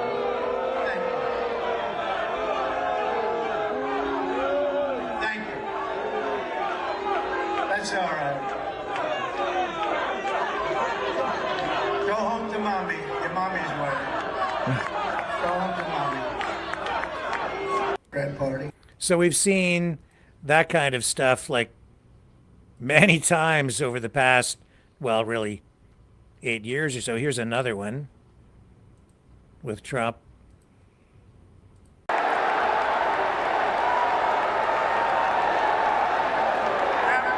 okay. They're gone.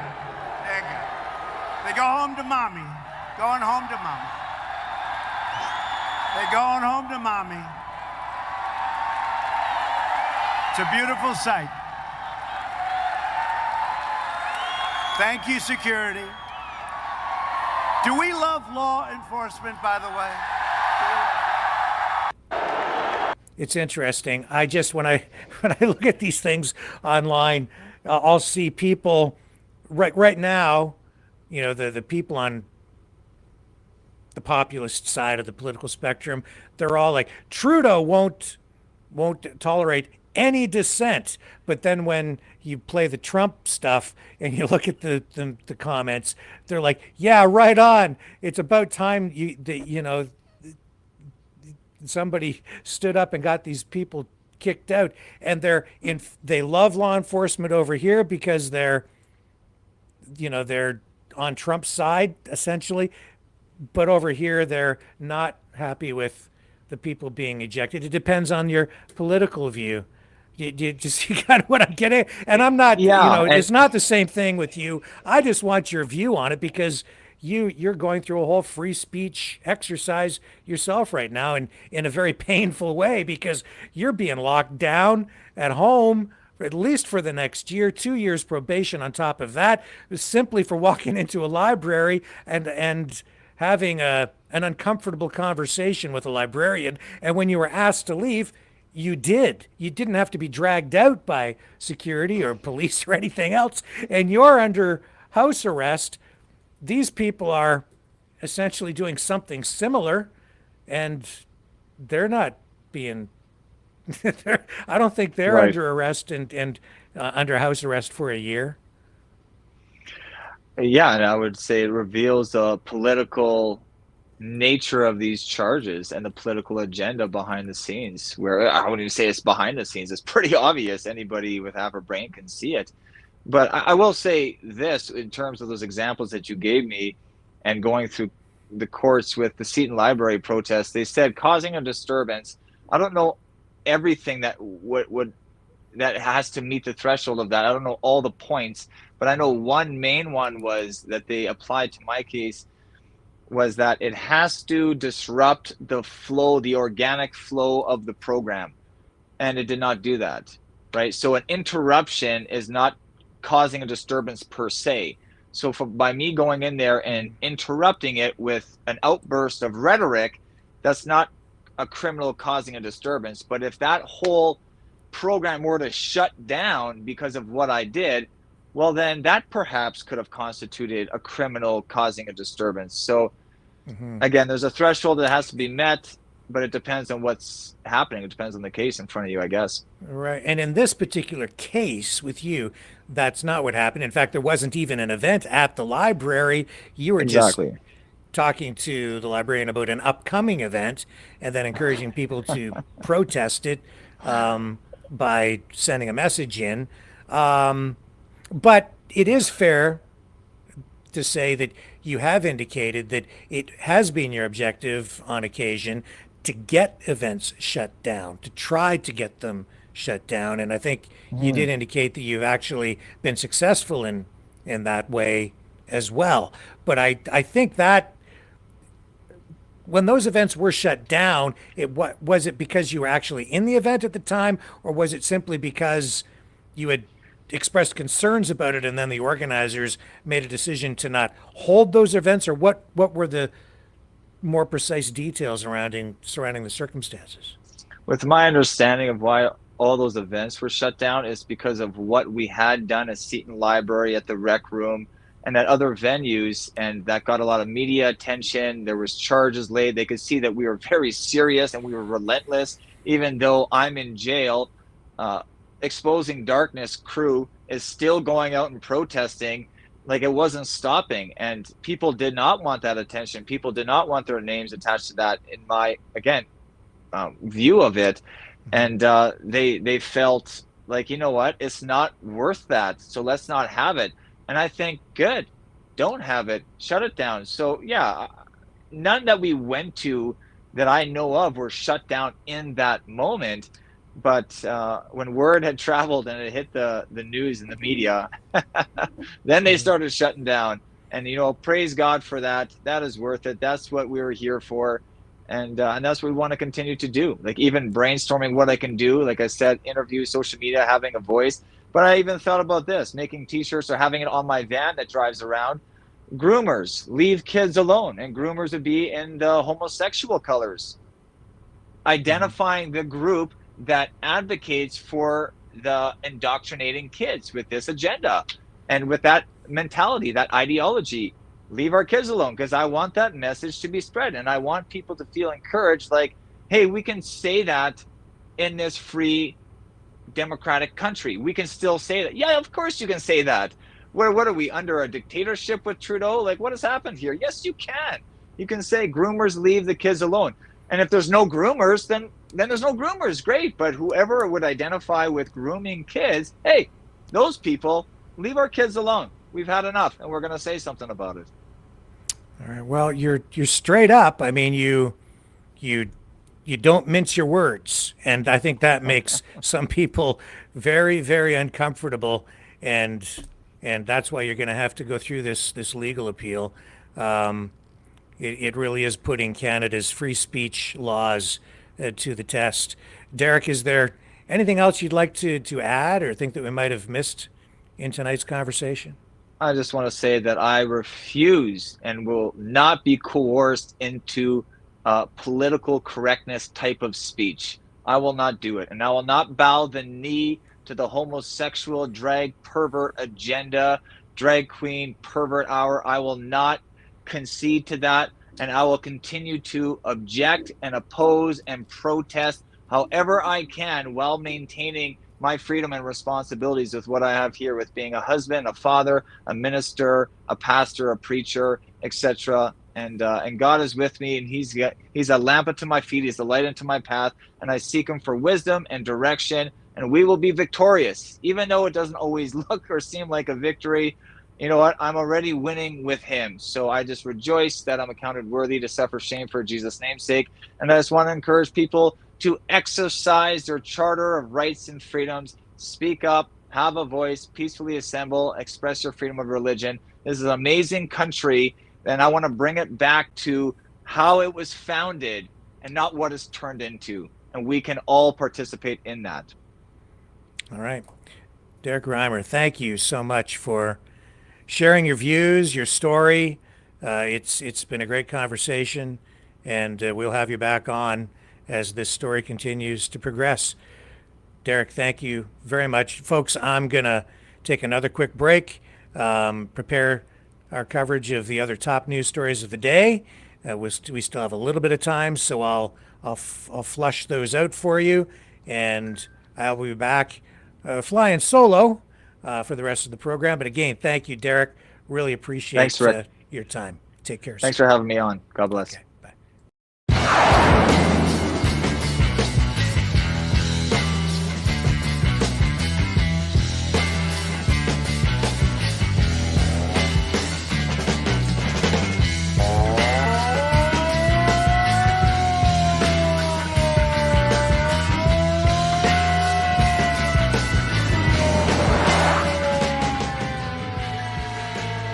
Maverick News. Fighting for freedom. Okay, I'm back, and we do have a lot of other stories to touch on. I'm going to kind of condense the info so that we get through this in a timely fashion for you tonight. Boxing Day 2024, as we get ready to close out the year. And in current Canadian fashion, speaking of the political Overton window, oh man, what happened in shopping malls today? Protests, of course. This was the scene at the Eaton Centre in Toronto, which seemed to upset quite a few shoppers who are out there looking for Boxing Day bargains. Here it is. You guessed it.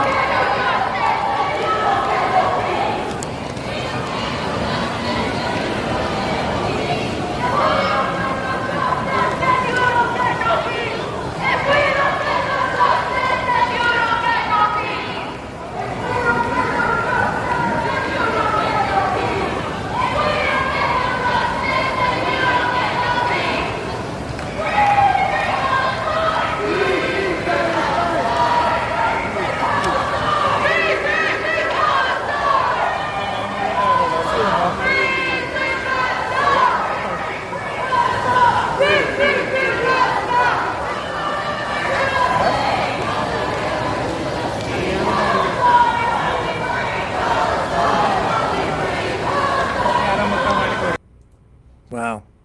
That's right inside the Eaton Centre. And we were just talking with Derek about, what standards are applied when charges are laid, when court decisions are reached. And in Canada, there are issues of how loud something is, whether something is being shut down, how disruptive it actually is, what crosses the threshold of, of the limits of free speech.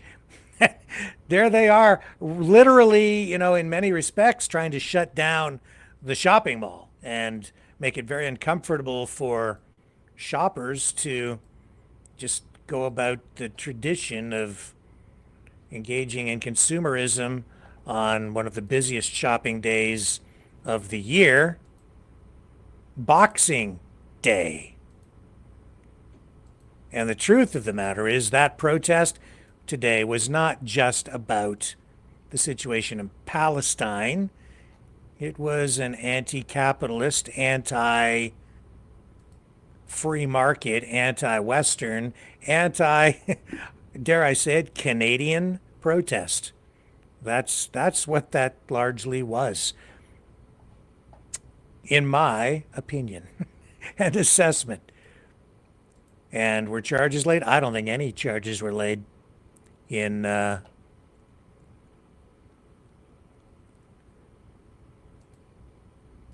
relation to that. So, just checking on a few other things here. Now, let's get into this whole thing with Trudeau today, firing a shot sort of in a diplomatic way across Donald Trump's bow. This in response, finally, taking, well, it's some sort of a response anyway, from Trudeau to all this trolling that we've been getting from Donald Trump on the Canadian file and the Greenland file and the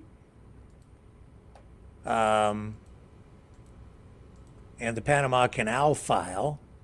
I know people are like, oh, I think it's just a joke. He's just, no, he's not. He is not joking, folks. If it's not clear to you at this point that Donald Trump is not joking about all of this stuff, let me just give you a wake-up call. He's not joking. I've been saying for nearly 3 years now that Canada is actually in play, that foreign governments want control of this country. At a minimum, foreign governments want to disrupt this country, to defang us or to neuter us in some way and control us. And now here's Trump playing into that with these comments online. Just yesterday, again, he comes out and makes this, what some people are saying is this epic social media post talking about all, taking over Greenland, buying it, reasserting control over the Panama Canal, and talking about, again, making Canada the 51st state. And he says here, Merry Christmas to all, including the wonderful soldiers of China, who are lovingly but illegally operating the Panama Canal, where we lost 38,000 people in its building 110 years ago, always making certain that the United States puts billions of dollars in repair money, but will have absolutely nothing to say about anything. And then also, here's the important part for us here in Canada. Also, he says, to Governor Justin Trudeau of Canada, whose citizens' taxes are far too high. But if Canada was to become our 51st state, their taxes would be cut by more than 60%. Their businesses would immediately double in size, and they would be militarily protected like no other country anywhere in the world. And then he goes on about Greenland. Likewise, to the people of Greenland, which is needed by the United States for national security purposes, and who we want the U.S. to be there, and we will. And there's a whole other page, but yeah. There he goes again. There he goes again. And I'm not surprised, actually, to see the reaction from some Canadians who are instantly ready to surrender. As Donald Trump literally talks about annexing Canada. Already talking about us in the context of us being under the control of the United States of America as the 51st state. Are you freaking kidding me? No, he's not kidding us. No, he's not at all. And I'm not surprised at the reaction we're getting from some Canadians who are just ready to bend the knee and embrace the idea of becoming Americans. This gentleman's name is Taras Kolibaba. He's from Alberta, of course. What other province would be first in line to join the U.S.? Alberta. And he says he's willing to give up being Canadian to become American just because of the tax cut. So it looks like Trump is ready to buy Canada for a bargain basement price of a tax cut to Canadians. I mean, Pierre Poilievre is offering to axe the carbon tax. He wants a carbon tax election. It looks like Donald Trump wants to one-up Pierre Poilievre and assert an across-the-board 60% tax reduction, and while promising an economic boom if Canada becomes the 51st state of the United States. Question is, what would happen to Canada's universal health care system, such as it is? I think it would cease to exist in its current form, and we'd end up with whatever they have on the U.S. side. And here's this Canadian ready to just give up. Dear Americans, on behalf of all the Albertans who are ready to join the United States, I do solemnly swear or affirm that I will support and defend the Constitution of the United States against all enemies, foreign and domestic, that I will bear true faith and allegiance to the same, that I take this obligation freely without any mental reservation or purpose of evasion, and that I will well and faithfully discharge the duties of citizenship which I am about to enter. So help me God. Merry Christmas, everyone. Trump just said Merry Christmas as well, and look what he said. He said Governor Justin Trudeau of Canada, whose citizens are taxed too high, but if Canada was to become our 51st state, their taxes would be cut by more than 60%. Sounds pretty good. Dear Americans. Watch it.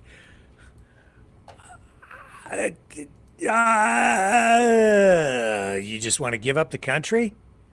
You just want to give up the country. All this other talk about Canada being liberated, over the last really 3 years from other social media influencers, I've been telling everybody it's like foreshadowing. I said, I don't think they're joking. There's something else going on. Do you really want to become the 51st state? Do you just want to walk away from Canada? You don't want the country anymore? This is not over. Not by a long shot. No, sir. I mean, I don't know. I think Canada is its own distinct place. We are different than the United States. I don't see any need to become part of the United States. I certainly see why we are desirable to not just the United States, but also to Russia. I can see why both would want to control Canada. I also see why China wants to exert control over us. It perplexes me why, on one hand, everybody is flipping out, freaking out about the issue of foreign infiltration and influence among our members of parliament. Well, at the same time, a lot of those same people are like, yeah, I'm ready to just pack it in. We'll just become part of the U.S. Trump can take us over. And I will tell you this, I think there's a whole other layer to what's going on with this rhetoric from Trump regarding Canada being the 51st state. It isn't even just about the tariffs. The bigger issue, which has not even received as much play as the threat of the 25% across the board tariff, it's the issue of the 51st state stuff. There's another layer to this, and I can sense it. I want to wait before I say too much more because I want to be able to express myself clearly. But this is just the surface level that we're just getting into right now. What we had over the previous 3 years, that was trial balloons. That was social media influencers normalizing the conversation. Tucker Carlson talking about coming to Canada to liberate the country, phoning the office of the Prime Minister, telling Justin Trudeau that he was coming to Canada to liberate the country. Remember when he did that? That was all a prelude to this. They've been working on this for a long time. This is not a joke. Everybody, I think, is going to have to sit down, reflect on this, and decide whether you love your country and whether you really want to defend it or not. It's going to come down to that. I really do believe it. Over the next, I don't know, year, 2 years, maybe all 4 years of this incoming Trump administration, Canada is in play. But it's not just the United States. There are other foreign governments who have their fingers into this as well. It will become clearer over time, but there's no doubt in my mind this is a very real thing. It is truly an existential threat to Canada. And I'll tell you this, there's nobody in my estimation who is going to come to help us. And we're up against superpowers. And we don't have a military. We don't have any way to defend ourselves if it came down to something like that. We've got canoes, and I said, I've got a hockey stick, but I can't even, like how am I supposed to defend the country with my hockey stick? I got a canoe and a hockey stick. I don't even have a paddle, right? So we're up the creek with a hockey stick.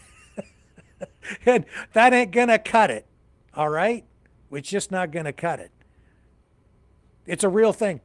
It's really going on. And finally, Justin Trudeau, who went down to Mar-a-Lago and sat with Trump to talk about the tariffs, only to be mocked, and I would say even insulted in a very public way, finally today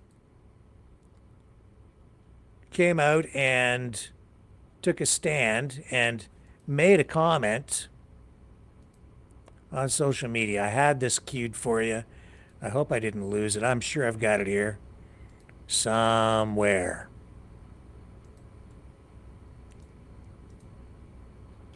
Let me just see if I can find it here for you. Let me take another quick break. I'm losing. I've got too many tabs open. I'll get these clips lined up. I'll be right back.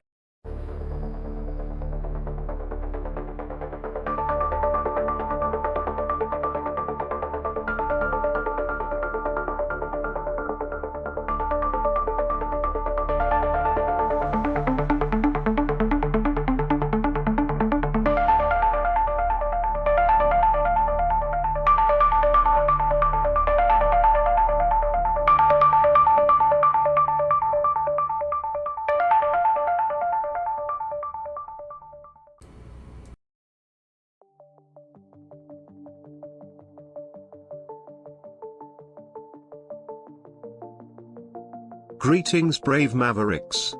Our quest for truth continues. We go beyond fake news.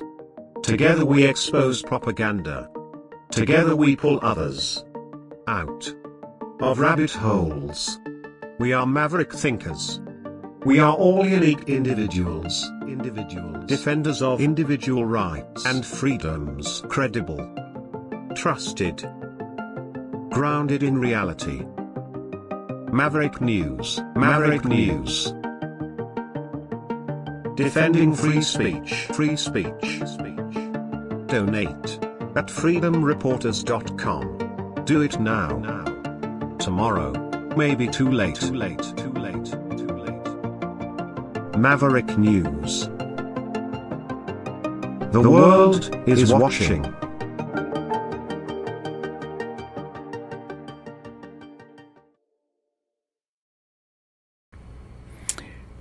This is what Justin Trudeau posted today. And he had to go back 14 years to find the kind of media content that he wanted to reinforce his position, I guess. He says some information. It's hard for you to read this because it's just a brief comment. He says some information about Canada for Americans. That was his response today to everything that Donald Trump has been posting. And what did he post? He posted this video from Tom Brokaw, NBC News, from 14 years ago. And in this, this is a video about Canada that Brokaw produced with his team to open the Winter Olympics in Vancouver, to explain to, I guess, mainly an American audience what Canada is all about. I'm going to run just a very brief clip of this. I don't want to get hit with any kind of a copyright strike on this, but I will run a brief clip or two from this report because it really does showcase the friendship, the alliance between Canada and the United States. This is the Peace Arch standing near the westernmost edge of the U.S.-Canadian border, 30 miles south of the Olympic City, between Blaine and Washington State, and Surrey, British Columbia.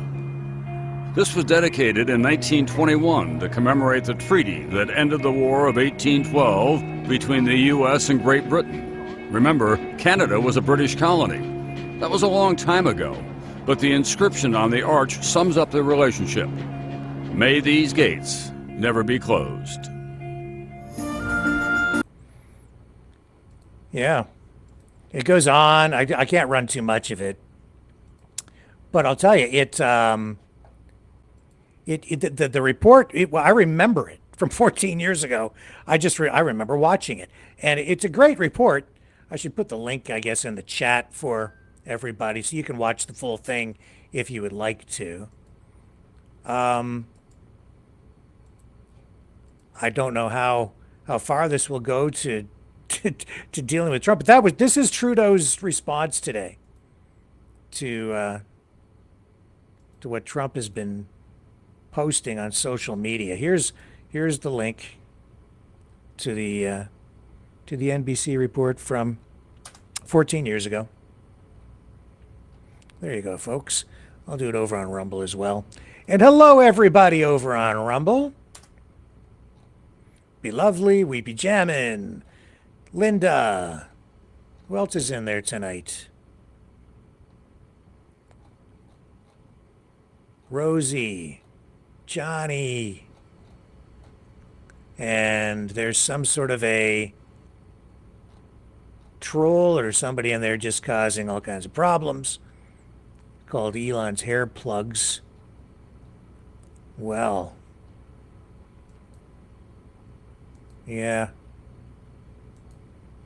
we'll get rid of him. That's not free speech. That's just massive amounts of profanity. Okay, so the end of that. Anyway, yeah, great report. And we are friends. We are neighbors. But we're in play. I'm telling you, we're in play. What else do we have from this? I'll pick up this report with Brokaw. Yeah, here it is near the end. And, just to kind of, again, I don't know. We talk about shifting community standards. Also a shift in the way people view their own country today, too. I think Canadians viewed Canada in a much different way 14 years ago than they do today. There's so much more distrust. People they call themselves patriots when they really want to tear the country down. Hello, Johnny. Yeah, and people who say they're fighting to save the country have actually become unwitting, I think, useful fools helping foreign governments to tear the country apart. But here's Brokaw at the end of this report that helps remind us all of the great relationship that we've always had with the United States over the past 150 plus years of Canadian existence and even before that. Of course, there are some distinct differences in the culture. The American fans at these games will be unfurling their stars and stripes at every opportunity and chanting USA, USA. The Canadian Prime Minister had to go before Parliament yesterday and urge Canadians to engage in what he called an uncharacteristic outburst of patriotism, saying, don't be afraid to wave those flags. We'll apologize to the world for our immodesty later. So that's a big difference, Al. He hopes he has to do it very often. You know what struck me in that piece among all of the items? There are more people in California than there are in all of Canada. Well, and Canada has a stronger and more sound economy at this point as well. That's a distinctive difference between the two. Perfectly put. Thank you, Tom. See you during the week. Uh-huh. Well, Trump promises everybody a 60% tax break. What are you ready to sell out your country for a tax break? Or maybe just elect a new government that gives you a tax break? What's your country worth to you? Wow, I didn't know that people would sell out so easily and so cheaply. My God. I think when push comes to shove, Canadians are going to step up. I really think that we will see that happen. And hello, Donald Trump. I think that's coming because even Wayne Gretzky, who could have injected himself into this today at Donald Trump's invitation, into this whole issue and discussion, chose to refrain from becoming directly involved. I guess Gretzky met with Donald Trump. And Trump posts this. I just left Wayne Gretzky, the great one, as he is known in ice hockey circles. I said, Wayne, why don't you run for Prime Minister of Canada, soon to be known as the Governor of Canada? You would win easily. You wouldn't even have to campaign. He had no interest, but I think the people of Canada should start a draft Wayne Gretzky movement. It would be so much fun to watch. It just feels like Trump is treating Canada like a toy, something to be just played with at this point. I have to say, I don't like it. I find it very disrespectful, and I think Trump's language is very irresponsible. Except that I think there is something much larger in play here. And he's not, as much as it might seem like it's all in good fun and he's just this is all in jest. No. Don't think so. And I'm seeing some real freedom fighters out there, people who say they're real freedom fighters, also already just capitulating.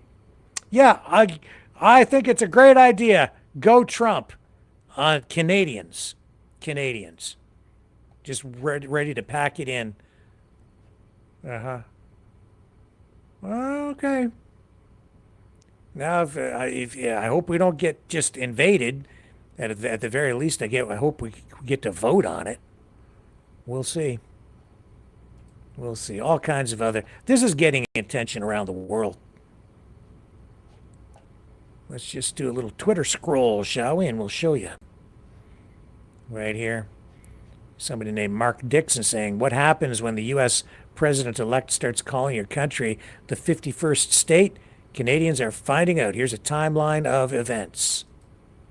Let's click on that. And I don't know. Okay.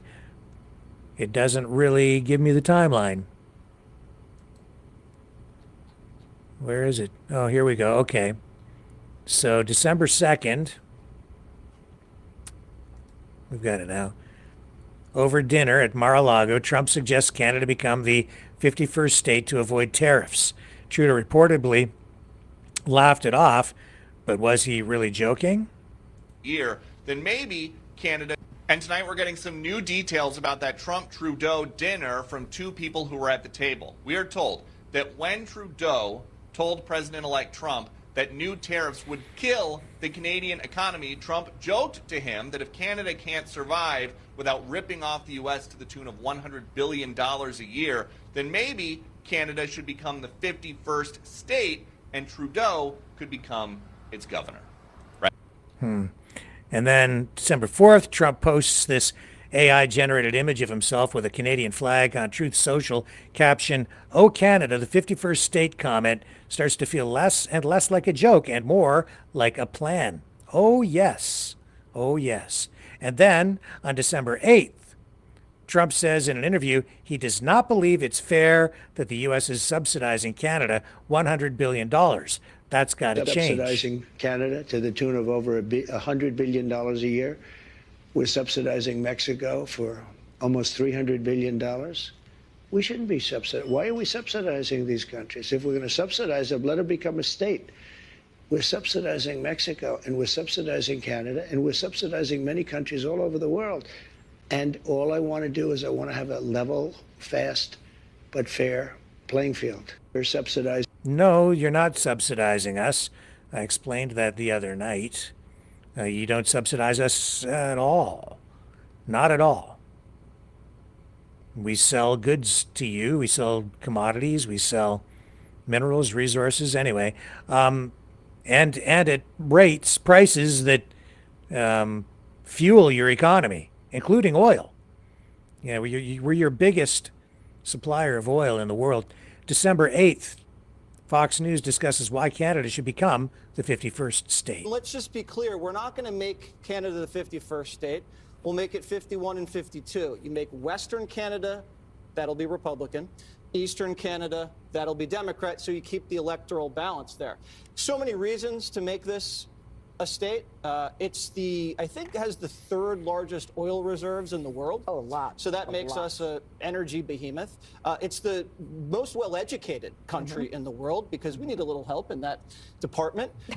Talk about mining, agriculture, fishing, AI, tech, real estate, Canada, you name it, they got it.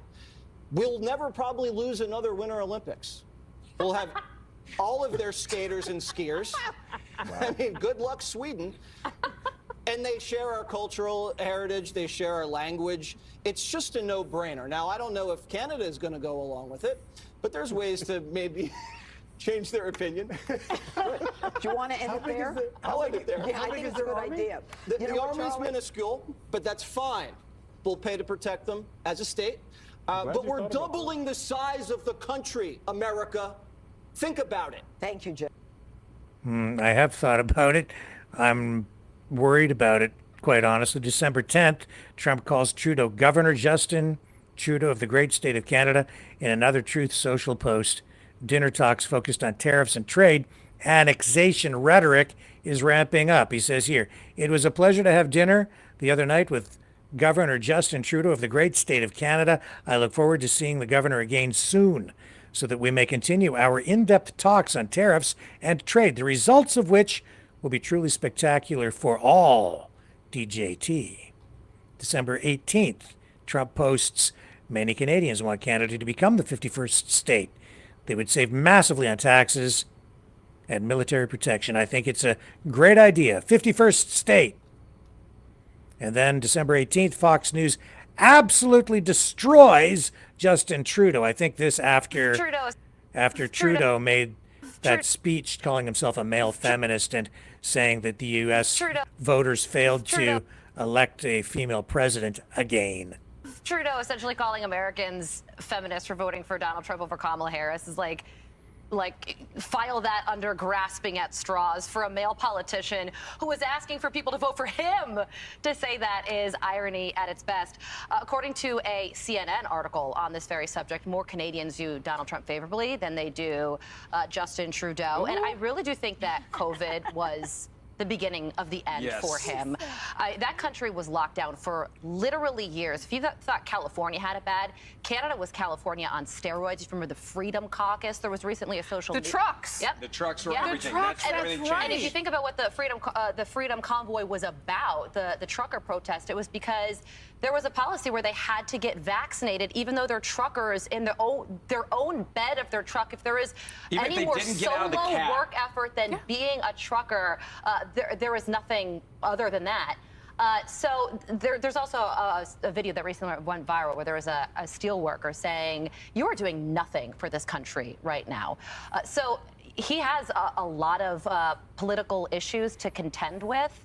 And I don't think that Donald Trump calling him that he could be the governor of the 51st state could be his undoing, but it certainly does not help his cause.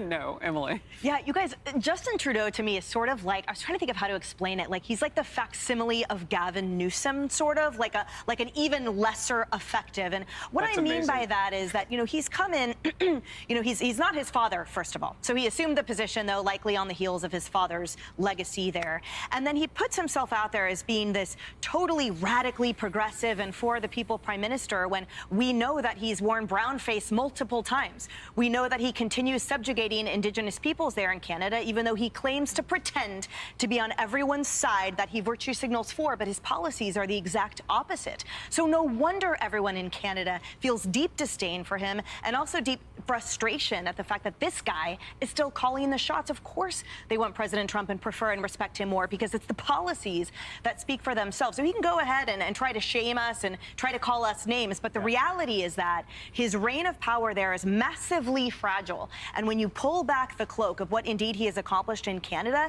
it is nothing that has brought Canadians any form of progression whatsoever. I hold no respect for that. Yeah, during those lockdowns during COVID, we were still learning, how dangerous that was going to be and how every time you left your house and you got exposed and took it back and you were locked in, everybody in the household got COVID. We learned so much, right? But I wondered politically if that also didn't work for him because his citizens, I'm certain, would like to have been someplace else. Yeah. And so he basically locked them in. Look, he's a socialist. And I think when he started to lose the country, was really over the truckers who were staying in their cab saying, if I don't get out of my cab, if I'm just driving across the border and they unload everything from the back of I drop my trailer, I don't even get out of the cab. The workers do all that. Can I not have to be vaccinated? And he said, no, that's what dictators and tyrants do. They don't look at logic. They say, this is what you're going to do. You notice they just banned a bunch of guns the other day in Canada. I think that is a perfect example of why he thinks he's leaving. Yeah. Because when you start doing these things at the very end, he's lost the people. You've got major problems there with taxes. You have major problems there with taxing people that make money. And you've got problems now with oil and gas issues with him. I think he's gone. Nuh-uh. He's trying to hang on. And yeah, he's not just banning guns because it's like the end of his the end of his political career. No, if they just do that up here, yeah, they just do it. Here's December 24th. Eric Trump posts a picture of Canada, Greenland, and Panama Canal with Donald Trump looking at the picture.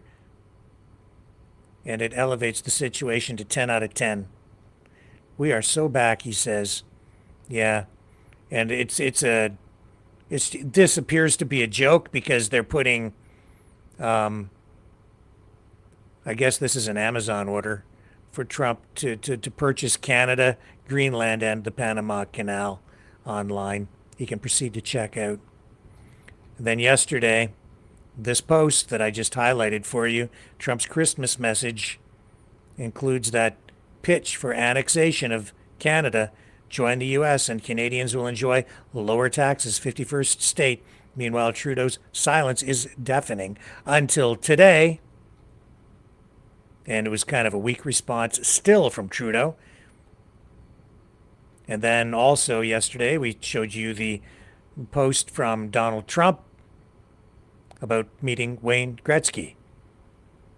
And Gretzky so far has not taken up Donald Trump on the suggestion that he run for prime minister. Although I think he might have a pretty strong chance of winning. He has the name, the celebrity, and I think generally speaking, Wayne Gretzky has shown his views are somewhat more conservative than Justin Trudeau, who is absolutely a progressive, liberal socialist. And then from Canada to Governor Trudeau, Trump's escalating rhetoric has left many Canadians wondering, is this a joke or is the U.S. president-elect serious about taking over Canada? What do you think? What's your opinion? I'm telling you, he means it. He has his eye on the prize, and the prize is us, or more specifically, the country, and everything that comes with it. Careful what you ask for there, Donald. You might just get it. What's going on in the chat? What do you guys think? Anybody really want to join the USA? I would have been more open to it if it had been handled more diplomatically, but I don't like being pushed or annexed. Don't like that. Choosy says, let me give you a history lesson, Canada. It's when the Knights of Malta came out of the closet in the 40s is where the trouble started. They weren't new, they were just out of the closet. Okay, what else do we have in here? Sandy! Sandy says, Sir Rick, thumbs up, Christmas tree. I don't know what I said, but I said something that Sandy agreed with, so at least I've got one person in there backing me up a little bit. And Dragon says Parliament would become a relic of our post-West, I think he means Westminster system. And lots from Choosy. Got to do a call-in to get Choosy to call in again. We haven't had a conversation with Choosy in quite a while. I like talking with Choosy. My good friend.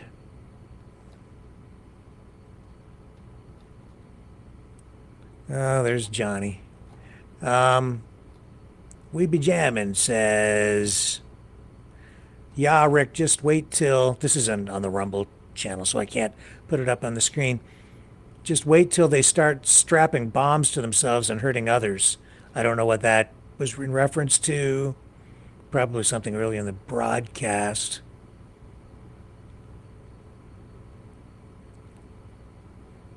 Oh, and Johnny says, U.S. on one side, Russia on the other. Who do I choose? Yeah, Johnny, I know. You're on Russia's side. Of course you are. You love Russia, China.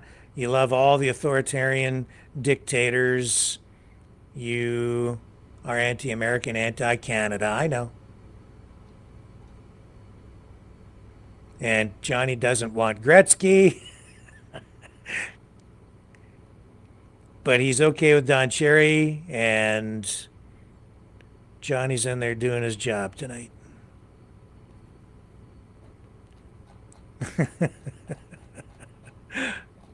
Yeah. Yeah, I'd like to keep the country myself. I've just lived here all my life, and I quite like it.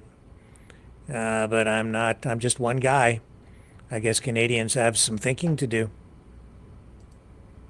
What else do we have on the plate for you tonight? There's this passenger plane that went down in Azerbaijan, and all indications are now that Russia shot it down. Yeah, with a surface-to-air missile. Here's an image I'll share with you. Euronews has received confirmation from the Azerbaijani government that a Russian surface-to-air missile was used to take that plane down. Now, it appears the incident was accidental. Possibly the air defense systems there, the Russian air defense system, was activated, and the passenger jet, was mistaken for some sort of a drone.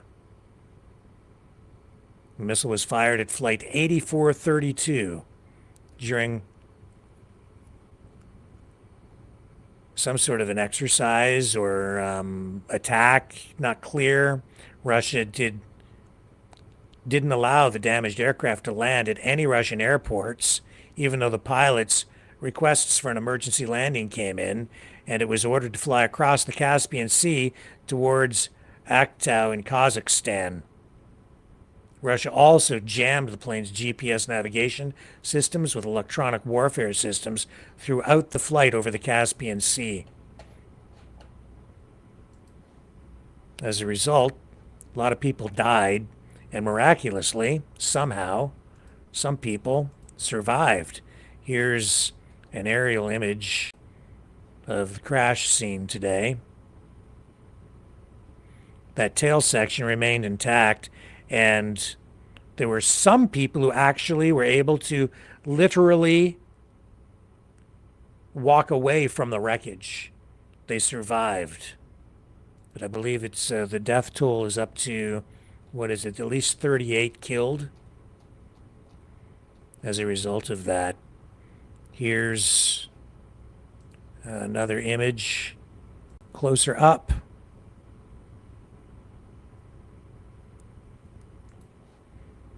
Amazing that anyone survived. Truly amazing. And there were videos taken actually in the plane at the time. And the passengers were remarkably calm during the flight and the time period during which they were coming down. Even as the oxygen masks were deployed, people were still keeping their wits about them. Maybe the gravity of the situation still hadn't fully set in. And then it crashed. But apparently 29 people did survive. This gentleman was making a video for his wife, apparently. as the plane was going down. And then afterward, he was one of the lucky ones who was able to walk away from the wreckage and shot this video. Allahu Akbar.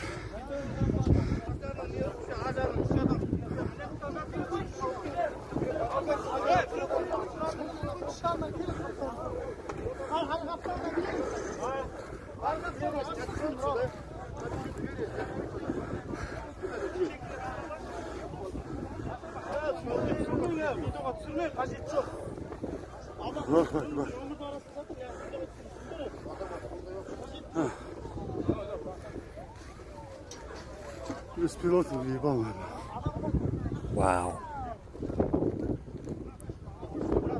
Wow. You can see the tail section turned right upside down.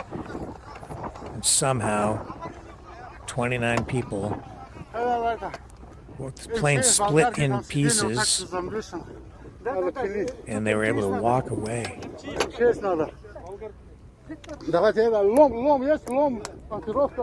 Amazing.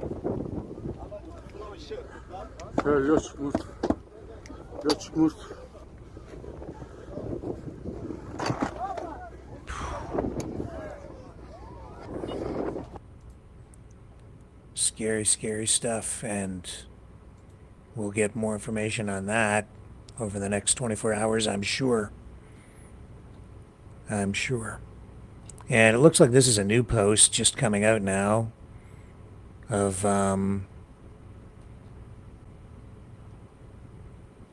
reactions to all of this rhetoric about Canada becoming the first 51st state. Kevin O'Leary now, again on Fox News, making headlines with this. You know, O'Leary at one time ran for the leadership of the Conservative Party in Canada.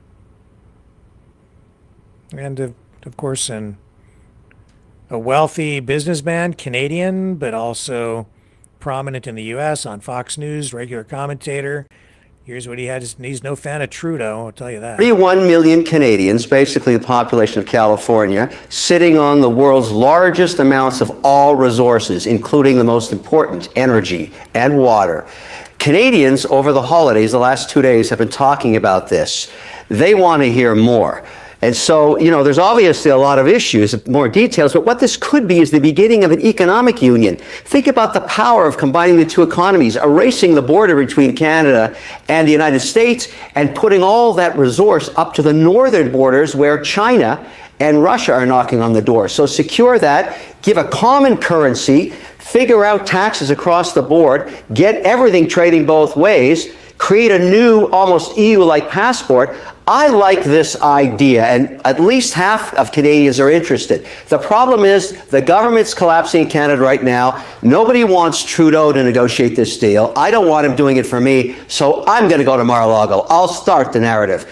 The 41 million Canadians, I think most of them would trust me on this deal. Well, there's a little ego for you. Here's Scott Jennings,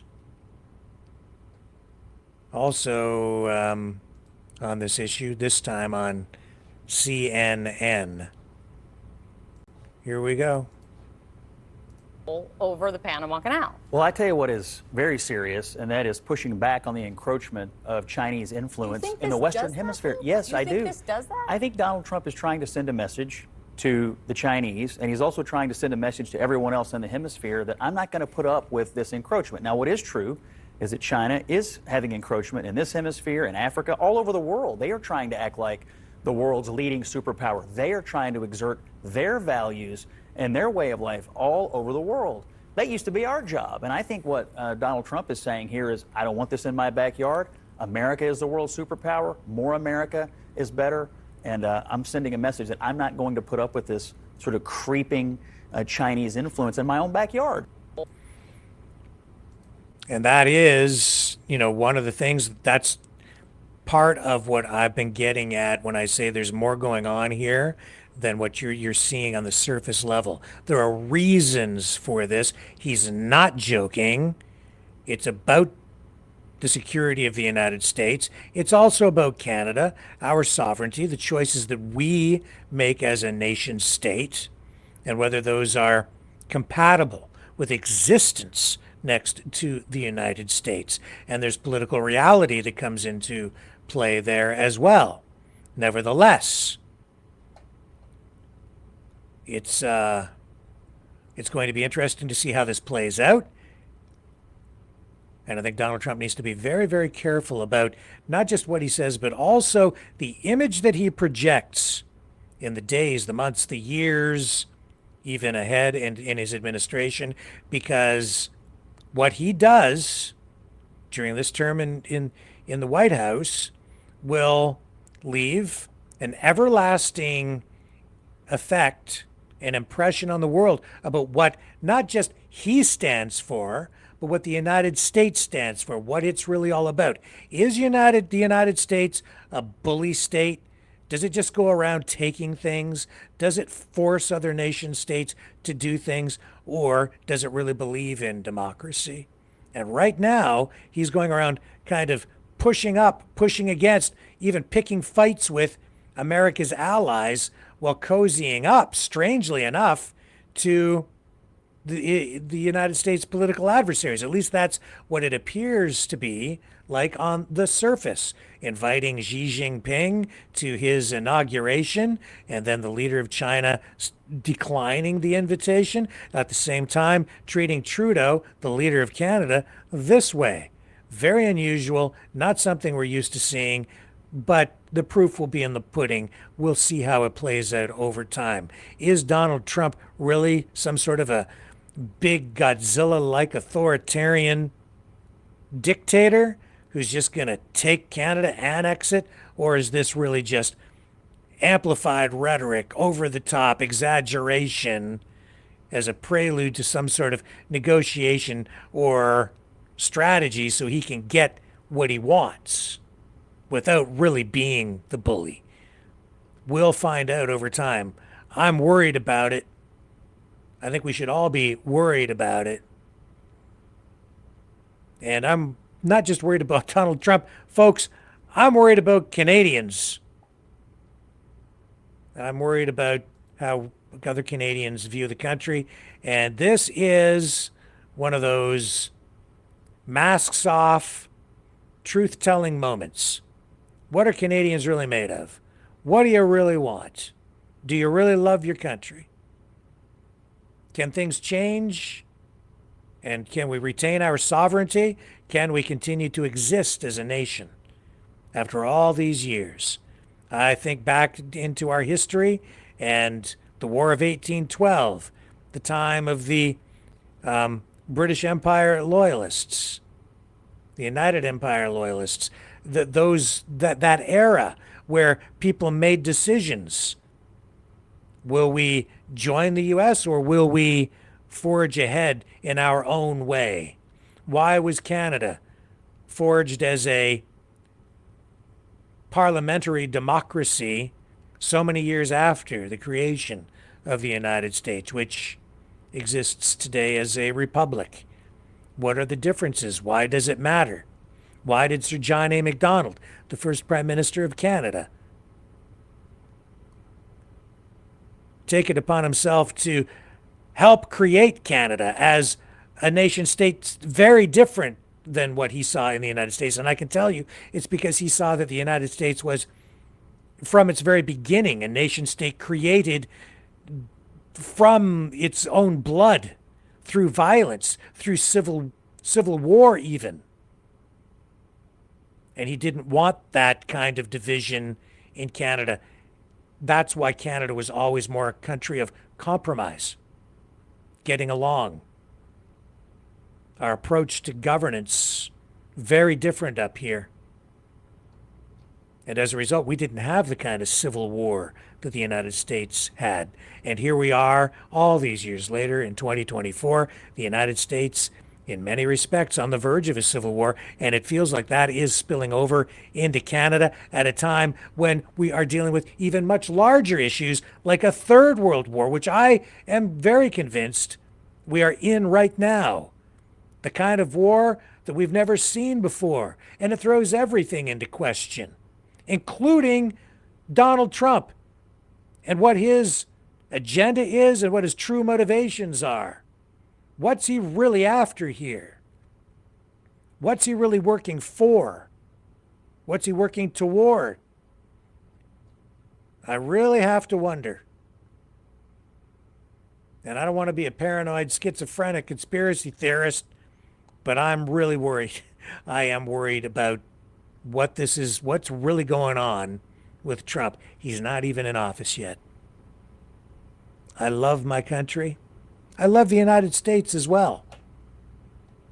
I'm not so sure I really want to be part of the United States. And maybe what Kevin O'Leary is proposing, some sort of an economic union, maybe. We've seen a movement sort of toward that over time. A lot of talk about even a North American economic union that goes far beyond what NAFTA did or now the USMCA, and we're about to enter into negotiations to renegotiate the USMCA trade deal, which links Canada, the US, and Mexico. Get ready, man. This is going to be one heck of a wild ride. Trump seems to be very much in a rush. It's like he knows he only has a certain amount of time, so many years to get things done. This time around, he's hitting the ground running. And he is hammering away on a lot of different issues, a lot of different agenda points. He's not wasting any time. By the time we get to his inauguration, I think he's not messing around. He's going to have that pen ready. He's going to be signing more executive orders than you can shake a stick at. And he will, just as Obama promised, he will fundamentally change the United States of America. But will it be for the better or the worse? And how will Canada be integrated into that? We're a big part of the equation. All I can say is pray. Pray for Canada. Pray for the United States. Pray for Donald Trump. And God help us all. Folks, I'm going to wrap it up there. Love you guys. Thank you so much for joining me on the program tonight. We actually ran pretty late. Thank you to Pastor Derek Reimer for taking the time to be on the program with us tonight. Very interesting conversation, regardless of what side of the issue you are on with him. And I will return tomorrow night, 7 p.m. Eastern, on the flip side. See you then.